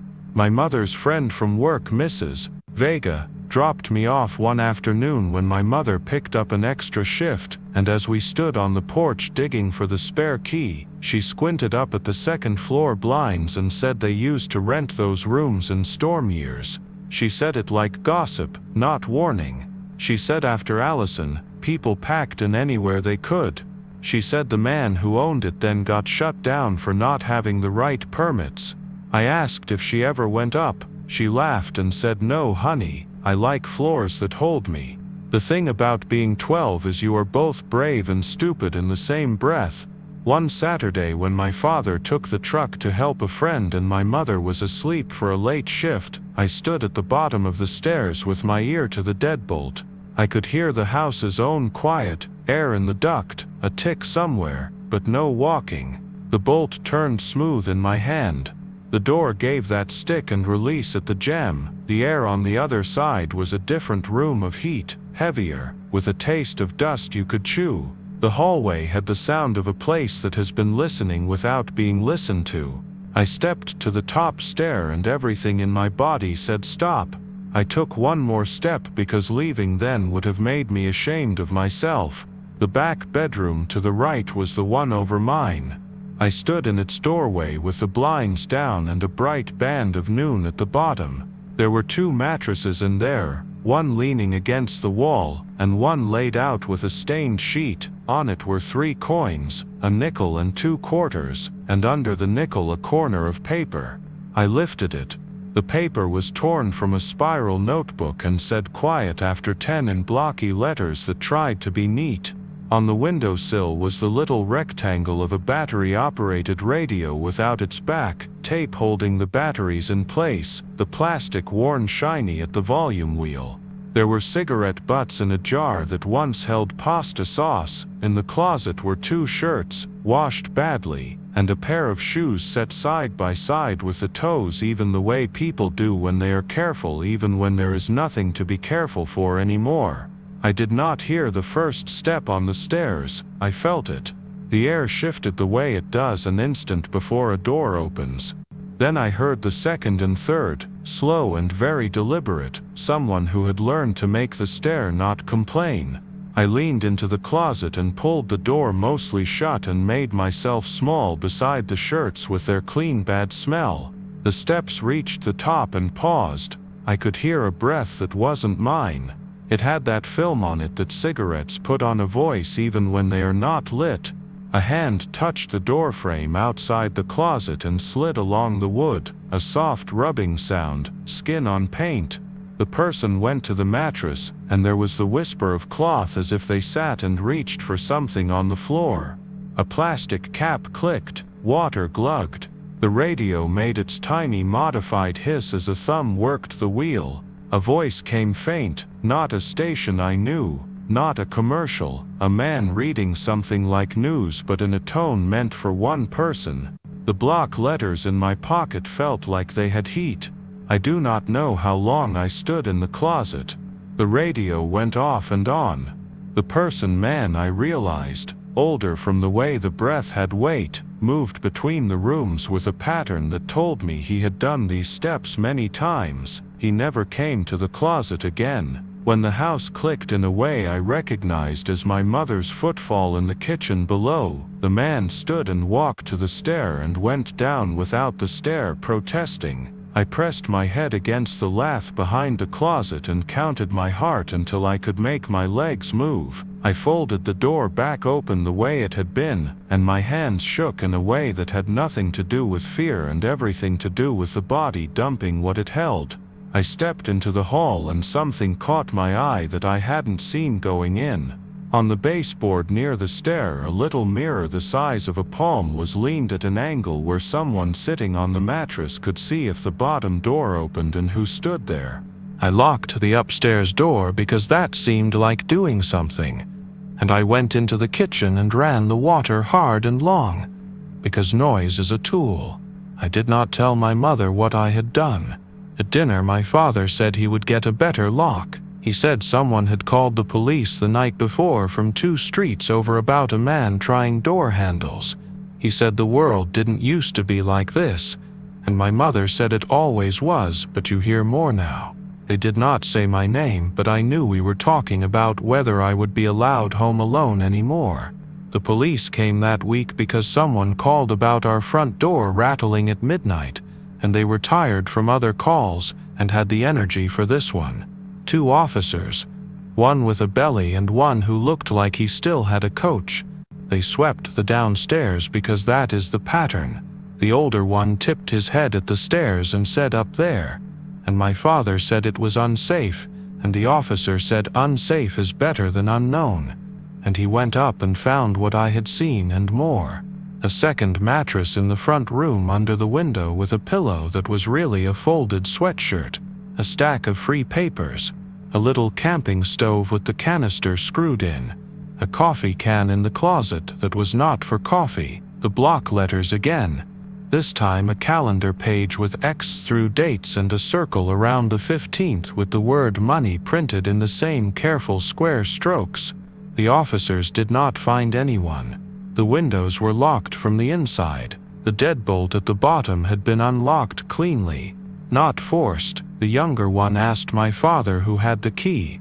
My father said just us. The officer looked at the mirror by the baseboard and then at me and he said, "Has anything gone missing?"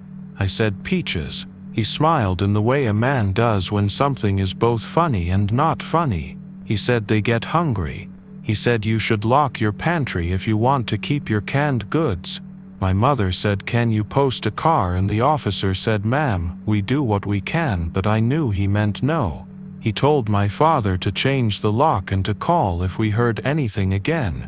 In the hall he looked at the dip in the back room and smoothed his hand over the air above it like feeling gravestones without touching them. That night there were no footsteps. The quiet was a different animal, alert and sitting up. My father dragged the recliner into the entry by the stairs and slept there with the baseball game replay on the television muted, because he does not trust silence either.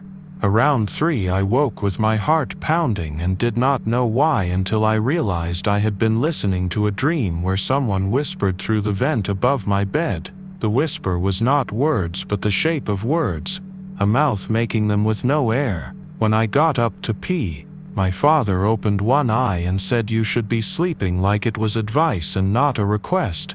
2 nights later the steps came back, not the slow deliberate pacing from before. These had a hurry in them, a little panic just under the sound, a man doing that fast walk you do when you think you heard something and want to look like you weren't afraid. They went from the back room to the hall and stopped at the top of the stairs, and the air changed. I could feel the difference under my blanket. My father's recliner creaked. The deadbolt knob turned a fraction against the bolt like a polite man testing a door he knows is locked. The steps backed away. A voice spoke then, and it came down the vent. It said one word stretched out, so it became 2 beats. Roy. It took me a second to realize it was my father's name, and then another second to realize that it had come from upstairs, and then a long time to admit to myself that the voice knew who we were. In the morning my father said nothing about it. He went to work with his coffee in a travel mug he had not used since before we moved, because he said it made the coffee taste like the cabinet. He came home with a little black bag that looked like a lunch, and inside it was a new lock set with a long plate that covered the old cutout. He took the old lock off with care, like undressing a wound, and put the new one on and tested it 5 times. He taped over the keyhole with blue painter's tape and wrote no in Sharpie, even though only we could see it. That afternoon when my mother napped, my father stood at the sink and stared out the window long enough that the cold water ran over his fingers and made the sound of someone washing forever without soap. He took his phone out and put it on the counter and looked at it and then at me and then back at it. He said if a man came to your door and asked for a glass of water, you would give it to him. I said yes. He said if he kept coming back, you would still give it to him. I said I guess. He said what if he started letting himself in? I said that is different. He nodded and said it was. He turned off the water and put his hands in his pockets, and I saw then that he had been holding on to something and it had worn grooves into his palms. The next day a text came to my phone from an unknown number that said, "Tell your dad to stop calling. I have a place." The number had a local area code. I showed my father, and the skin around his eyes tightened like a string pulled. He said ignore it, and then he went to the garage, and I heard him talking low and mad into his phone in a way that ensured I would hear neither word nor apology. When he came back in, his face was flat and calm like untrod concrete. He said if anyone knocks, you do not answer.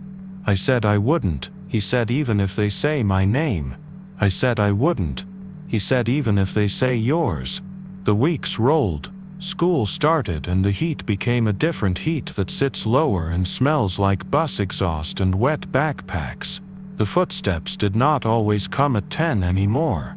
Sometimes they came at 4 in the morning. A slow walk that found things unseen and stopped over my floor so precisely that the ceiling felt heavy.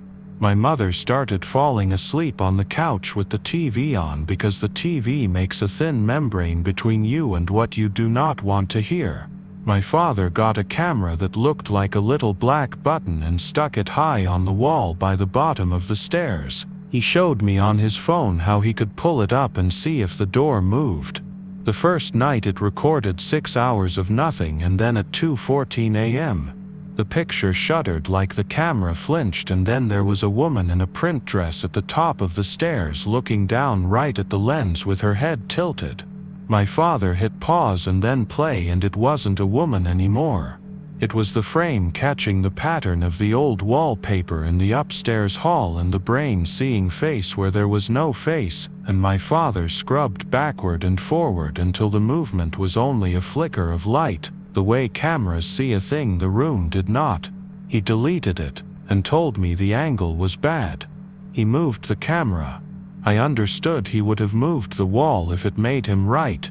One Saturday in October, when the shadows were longer and I could smell cinnamon on a street that had no bakery, I was biking past the corner store when a man in a gray shirt with the sleeves cut off came out carrying a plastic bag with 2 tall beers. He had the tired posture of a man who sleeps in places not meant for it. He saw me watching from the curb, and for a second his face dropped. "It's hard." He said, "You live on Harvard." I knew better than to answer, but kids also know when a thing is inevitable. I said yes. He said, "Tell your dad he doesn't have to worry. I don't stay where I'm not wanted." He lit a cigarette with hands that shook only when he brought the flame near. He said, "I paid him when I stayed. I didn't take what he didn't give." He said, "The upstairs is the only place where I sleep, and the ceiling doesn't tell me what to do." He said, "If a man has a room in his head, he should get to keep it." He looked at me in a way that made me want to float at the edges of myself. He said the word Roy as if it were a town he had not been allowed to visit, and then he walked away with the cigarettes pointed at his knees like a prayer. I told my father. He did not ask what the man looked like. He said, "Did he say his name?" I said, "No." He said, "Then you don't know who he was." He said, "Do not talk to men with beer in bags." He said this like a father, and not like a man who had been keeping a room secret from his family. That night the steps came at 3 and stopped at the door, and I could hear someone put their forehead against it and breathe. The sound was full of a made decision. What the police found, if you ask them in a report, was that they came on a break-in call 2 blocks away, and no one answered, and on their way back they saw a shadow move across our second-floor blinds. They rang our bell. My father was already up, of course. They went upstairs again because that is what they know to do. In the front room they found the coffee can used, and the shirt gone, and the camping stove cold. In the back room they found something new, a hole cut in the back of the closet like a person had found the hollow, where the wall does not quite meet the eave, and developed a door the way water develops a path. It was just big enough to squeeze through, and it ran the length of the house like a vein. The officer shone his light and said no, and my father said what, and the officer said nothing. "You want your kid to think about." He said whoever was up there could move without being seen, could listen without being in the hall. He said he could have stood with his face against the plaster behind my head any night he pleased. They did not catch him. They said men like that live in windows of time, in the hour between cautious and tired. They told my father to close the hole, and my father nodded and said he would. He got plywood and screws the next day, and made the back of that closet into something you could not have known was once open unless you had been there when it was. He put a bracket over the stair door that ran into the stud and a padlock the size of my fist. He made the bolt a thing you needed 2 hands and patience for. The house felt safer the way a car feels safer with a seatbelt on when you are still pulling into traffic on the freeway next to a truck. The week after, the steps stopped, and what replaced them was a quiet that had weight. I started sleeping again long enough to dream. In one dream I was in the back bedroom upstairs, and the walls had the outline of pictures where something old had hung, and I put my hands in the squares, and they felt like air, and I fell forward through the drywall into a crawl space that smelled like cedar and men and heat and something sharp like ammonia. When I woke, the smell still sat in my nose, and there were 3/4 lined up on my nightstand, which could have been a joke my father played if my father was the sort of man who would think that was funny. We made it to Thanksgiving with my mother working and an argument about if we should save the dinner for Saturday, and my father taking me to a diner where the waitress called me sugar and gave me extra cranberry like I might grow with it. We came home to a house that had not been stepped in since morning, and the second-floor bracket was up and the padlock hung there like a statement, and my father set the key bowl down and his keys in it with a clink. He went to turn on the porch light. I went to the hallway to put my shoes on the mat. The padlock swung gently, though there was no wind because it was inside. The key for the padlock lay on the stair below it, on the side where you would stand to go up. It was shaped like every other brass key. It had my father's handwriting on a piece of tape that said, "Up."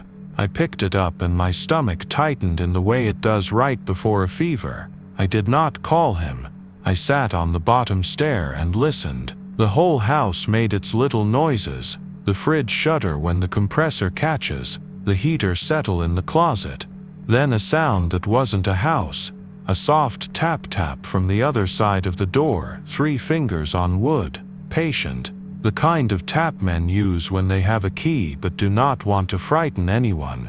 I said, "Dad," and my father came down the hall wiping his hands on a towel, and he looked at the key in my palm, and all the muscles in his jaw forgot their job for a second. He said, "Where did you get that?" I said it was on the stair. He looked at the lock and then at the door and then at me. He said, "Go to the kitchen and stay there." I did. He did not open the door. He stood there and the house stood there with him. After a minute the tapping came again, 3 patient touches. He said "Roy" out loud in a tone I had never heard him use for a person, a tone that had forgiveness and threat in it. The tapping stopped. My father reached and slid the key under the door, to the other side. He kept his hand there flat against the crack. The floorboard under his feet made a long sigh. He said, "Go on now." He said it twice. The third time the word thinned and became air. He did not come to the table. He sat in the recliner by the stairs and fell asleep with his hand in a fist on his chest, the way old men on porches do. I fell asleep on the couch listening for steps that did not come. Sometime in that long night I woke with my ear cold and realized the heater had gone off, though it was not that cold out. The vent next to me whispered in a way that was not air. If you have ever sat next to a man asleep and listened to his breath, you know it as a shape. The vent had that shape. At the end of each exhale there was the faintest whistle, and on the inhale the smallest hitch, and the rhythm set itself in my head and was my father's rhythm, and then not as if he had been practicing to become a house. You tell yourself the line between real and not real is your friend and it will take care of you. In December I woke 3 nights in a row to the sound of my mother talking in the kitchen to someone. I lay quiet because when your mother is talking in a house at 3 in the morning, there is a reason you might not be invited. Her voice had the soft edges she uses when a patient is confused. She said it is not a place to live. She said I know it felt like help then. She said you cannot keep stopping here.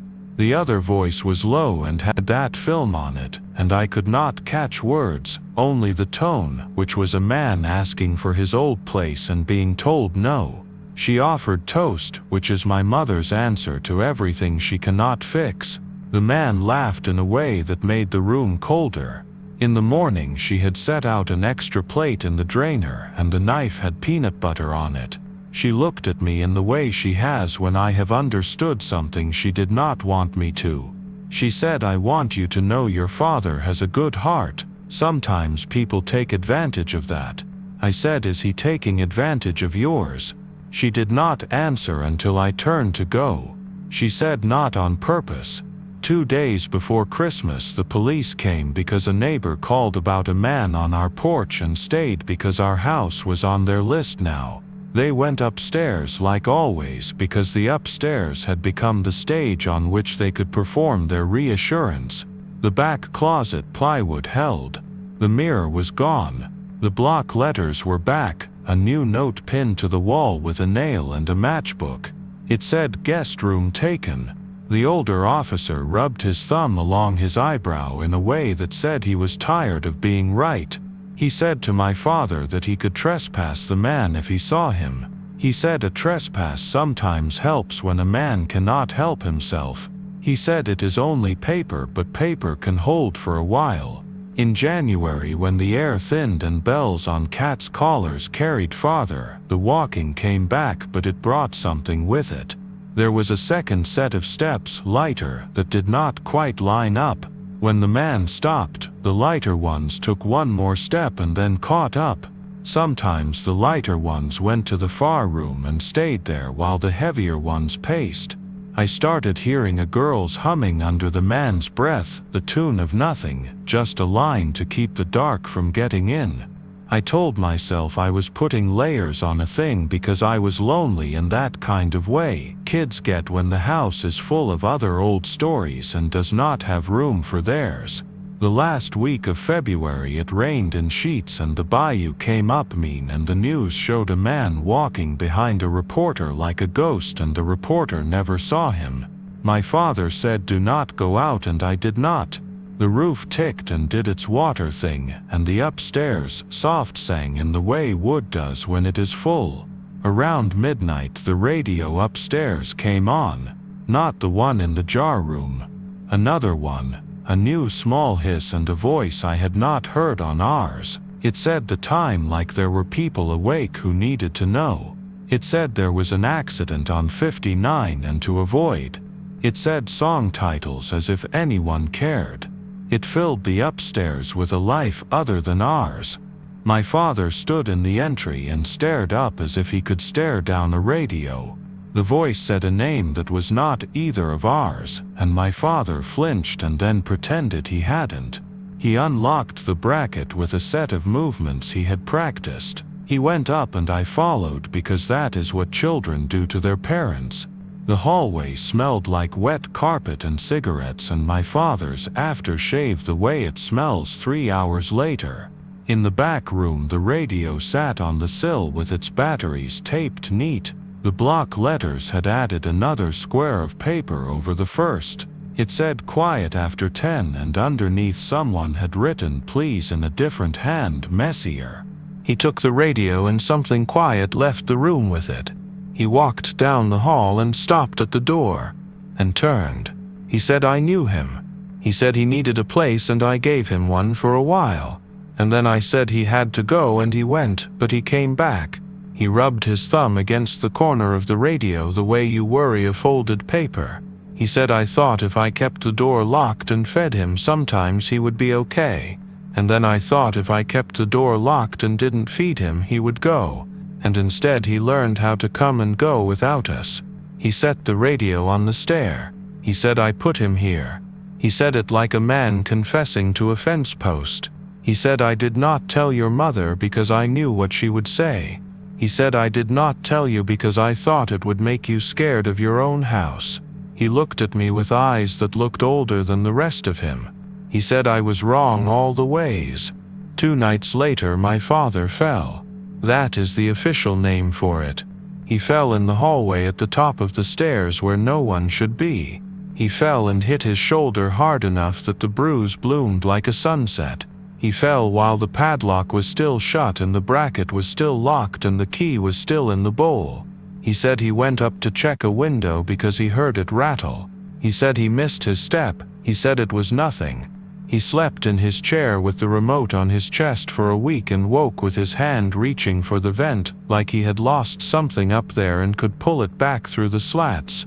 March brought a warm evening that made the jasmine out front act like a show-off, and I sat on the porch with homework I did not intend to do, and a woman I did not recognize walked by pushing a stroller with no baby in it, and she stopped and said we lived here after Rita, me and my sister. We slept upstairs. She said the man who owned it let us stay for cheap and he was always in the hallway listening. She said he had a rule about after 10 and my sister did not like it. She said we moved out and then I heard he got in trouble.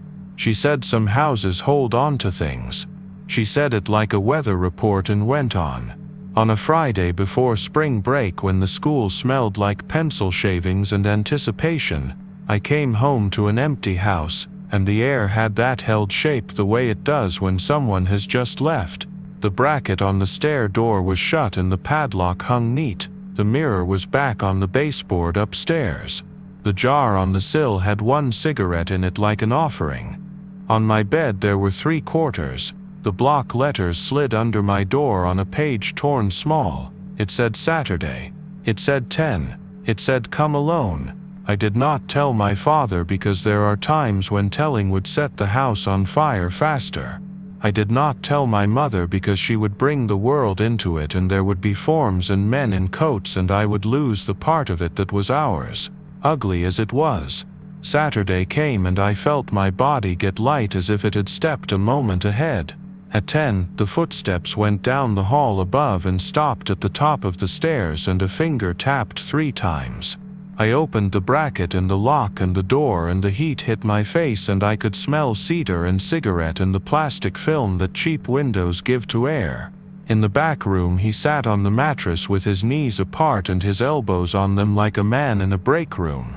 He was older than the voice had made me expect. His hair had given up on color in places, and his skin had the parchment look of men who sleep in heat. He had shaved recently because the little cuts on his chin were still pink. He looked at me as if he had taught me to cross the street and would prefer I remembered it. He said, "You are Evan." He said it in the tone of a man who had had my name in his mouth before. He said, "I will go." He said I needed to say it to someone. He said I stayed here when it helped me, and then I stayed here when it didn't help anyone. He said, "Your father is a good man." He said he is also proud. He said I did not hurt you. He said it like defense and like a promise he was late to. He took his radio, the taped batteries catching the light. He held it like a comfort. He stood with the sound of a body remembering how to do that. He walked to the door and put his hand on the frame and he put his forehead there and breathed once in and once out like prayer. He went down the stairs and I stood and listened and the house did not make the sound a house makes when a man goes out of it. He did not open the front door. He did not cross the hall. The air moved in a way that felt like under floorboards and into walls. The guest room behind me lifted a little as if something had let go and left an impression that would take a long time to rise. A week after that the police came on their own because someone had called about a man sleeping in an alcove by the taco place, and they had asked his name and he had said a name that made them pay attention. They told us he was in county, and wanted to trespass our house and my father said yes and also no, and the officer said it cannot be both, and my father said do what you have to. He hung up and put his head in his hands and made the posture of a man who has finally set down a sack that had cut his fingers. He said he was sorry, and that he had done everything in the wrong order and that it would be easier to forgive him if he had done it in the right one. My mother stood behind him and put her hands on his shoulders and said, "We will make it right," and I did not know what right meant in a story that had gone this way. The first week of April the steps upstairs changed. They were smaller. They were careful in a way that was not hiding but courtesy. They went to the back room and stopped and the humming came again, only clearer now. A girl's voice doing a line that meant nothing except not to be alone. I went to the bottom of the stairs and put my ear to the crack the way you do when an ocean is behind a door. I heard the soft sound of something being folded. I heard chalk on plaster. In the morning there was white dust on the hallwood, and my father said the ceiling needed repainting and got out the drop cloth as if paint fixes what happens behind it. At school I could not keep my head on my paper. The teacher called my name and I said here as if I had been gone. On a Sunday my mother left for days and my father stood in the yard and looked at the house like a man who has built a boat wrong and watches it still float. He said, "I am going to take the whole floor out." He said, "We will make it one big room with no doors and you will see it and that will be the end of it." He said it like you say a thing when you are trying to convince yourself the final page is available. He went upstairs with a hammer and a bar. I sat on the bottom step and listened to his work coming down through the plaster like a heart. He pried trim and cursed at nails that were older than him and proud of it. He pulled up the corner of the back room carpet and said Jesus with a tone I did not know. He said come up as if I were already on my feet. I went and the carpet lay back and the plywood under it had chalk lines on it, hundreds of short marks in rows and clusters like calendars drawn without numbers, and some were old and some were new. On the wall at a child's sitting height there were the faint ghosts of drawings, a square with squares inside it that had to be our window, a long rectangle that was our table, a stick figure with a round head and hair like my mother's pulled back. The nails around the closet frame had been bent and then hammered straight and then bent again. My father sat down with his back against the wall, hands on his knees, and closed his eyes. He said when I was a kid we had a closet we called the guest room because my uncle stayed in it when he came out of prison, and my mother put a lamp in there and a chair and made like it was a room when it was a closet, and after he left I would sit in there and breathe because it had a shape to it that was not the rest of the house, and sometimes you need that to get small enough to fit your own head.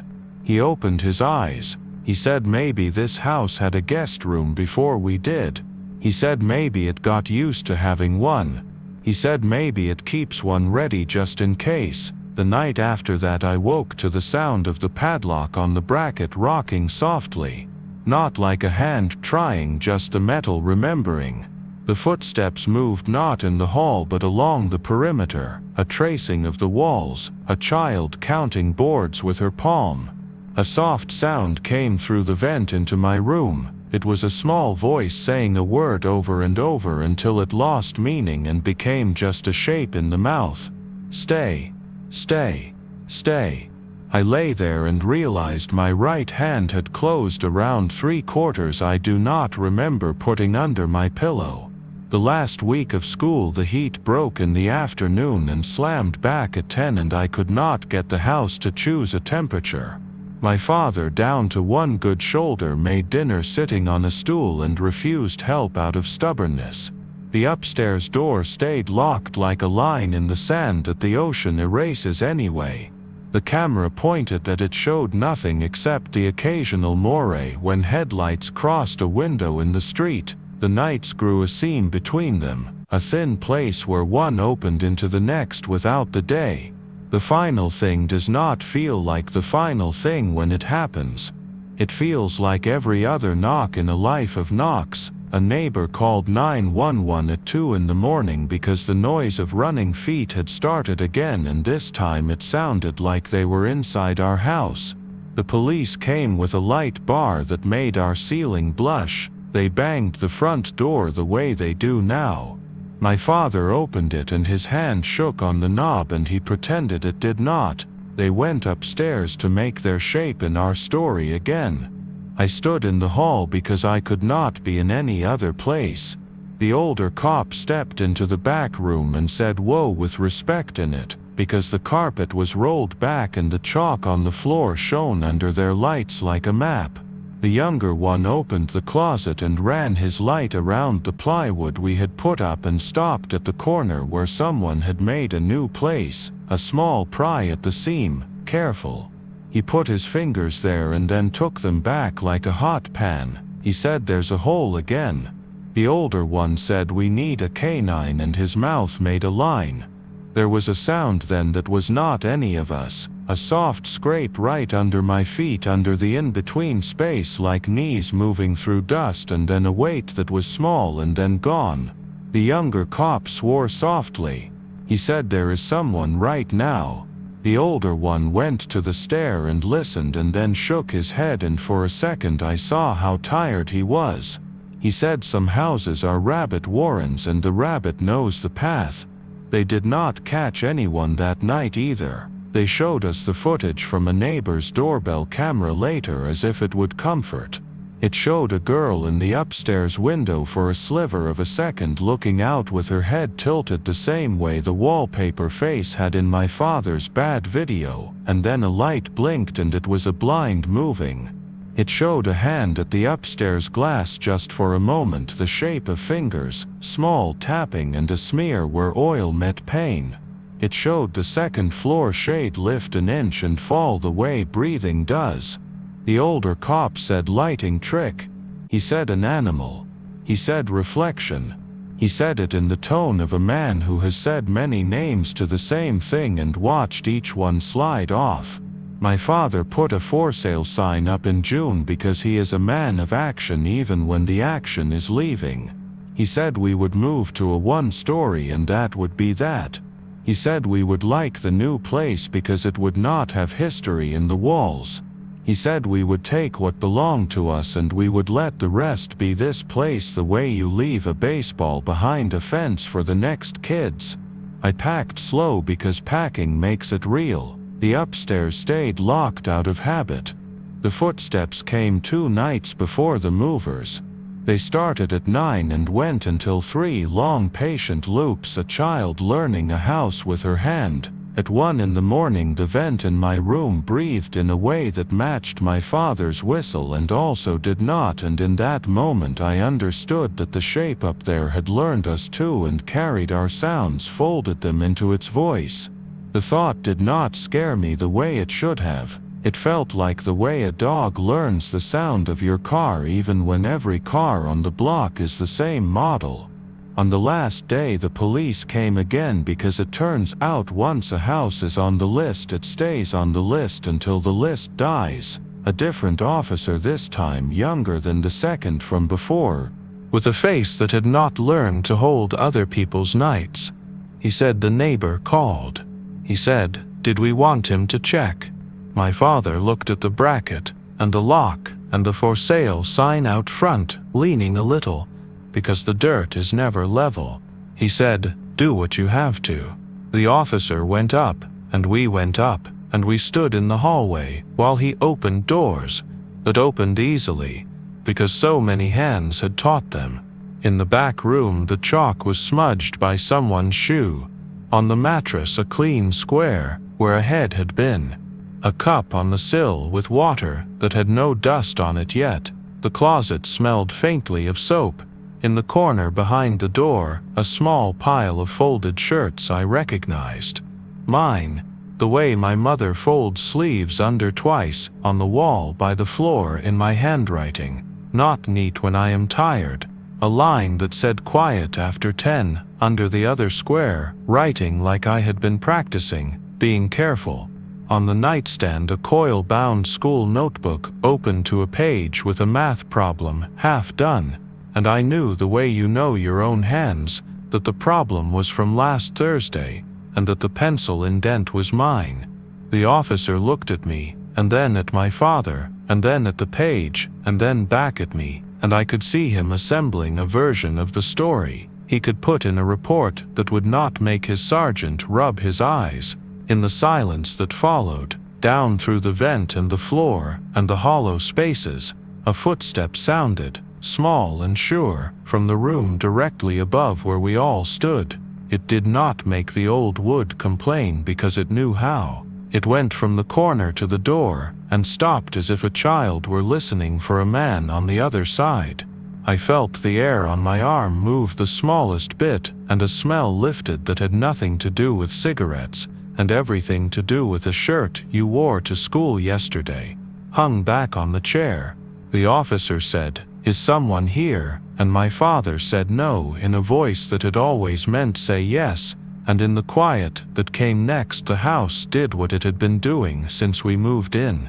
It held on to the shape of a guest, and asked only that we keep our own noises down. We moved anyway. We left the deadbolt, and the bracket, and the chalk too faint to wash without making a bigger thing. We took our boxes and our radio, and the plant that never liked that window, but liked all the others. Some nights when the air in the new place is too clean, and the quiet feels like a lid, I lie on my back and listen, and a long way away in a room I no longer live in, Up a stair I can't unlock from here. A child paces to the wall and back and hums a simple line so she does not forget where to turn. I do the math problem in my head and get it wrong and realize it does not matter. The phone rings once with a number I do not know and does not ring again. My mother calls to say the garden at the old place looks better with more light now that the city trimmed the trees. My father says, if a man knocks you do not have to let him in, and then corrects himself and says if a house does, you don't either. When I sleep, I dream stairs that end at doors that open on rooms, the size of a closet where someone has made a bed with a blanket you recognize.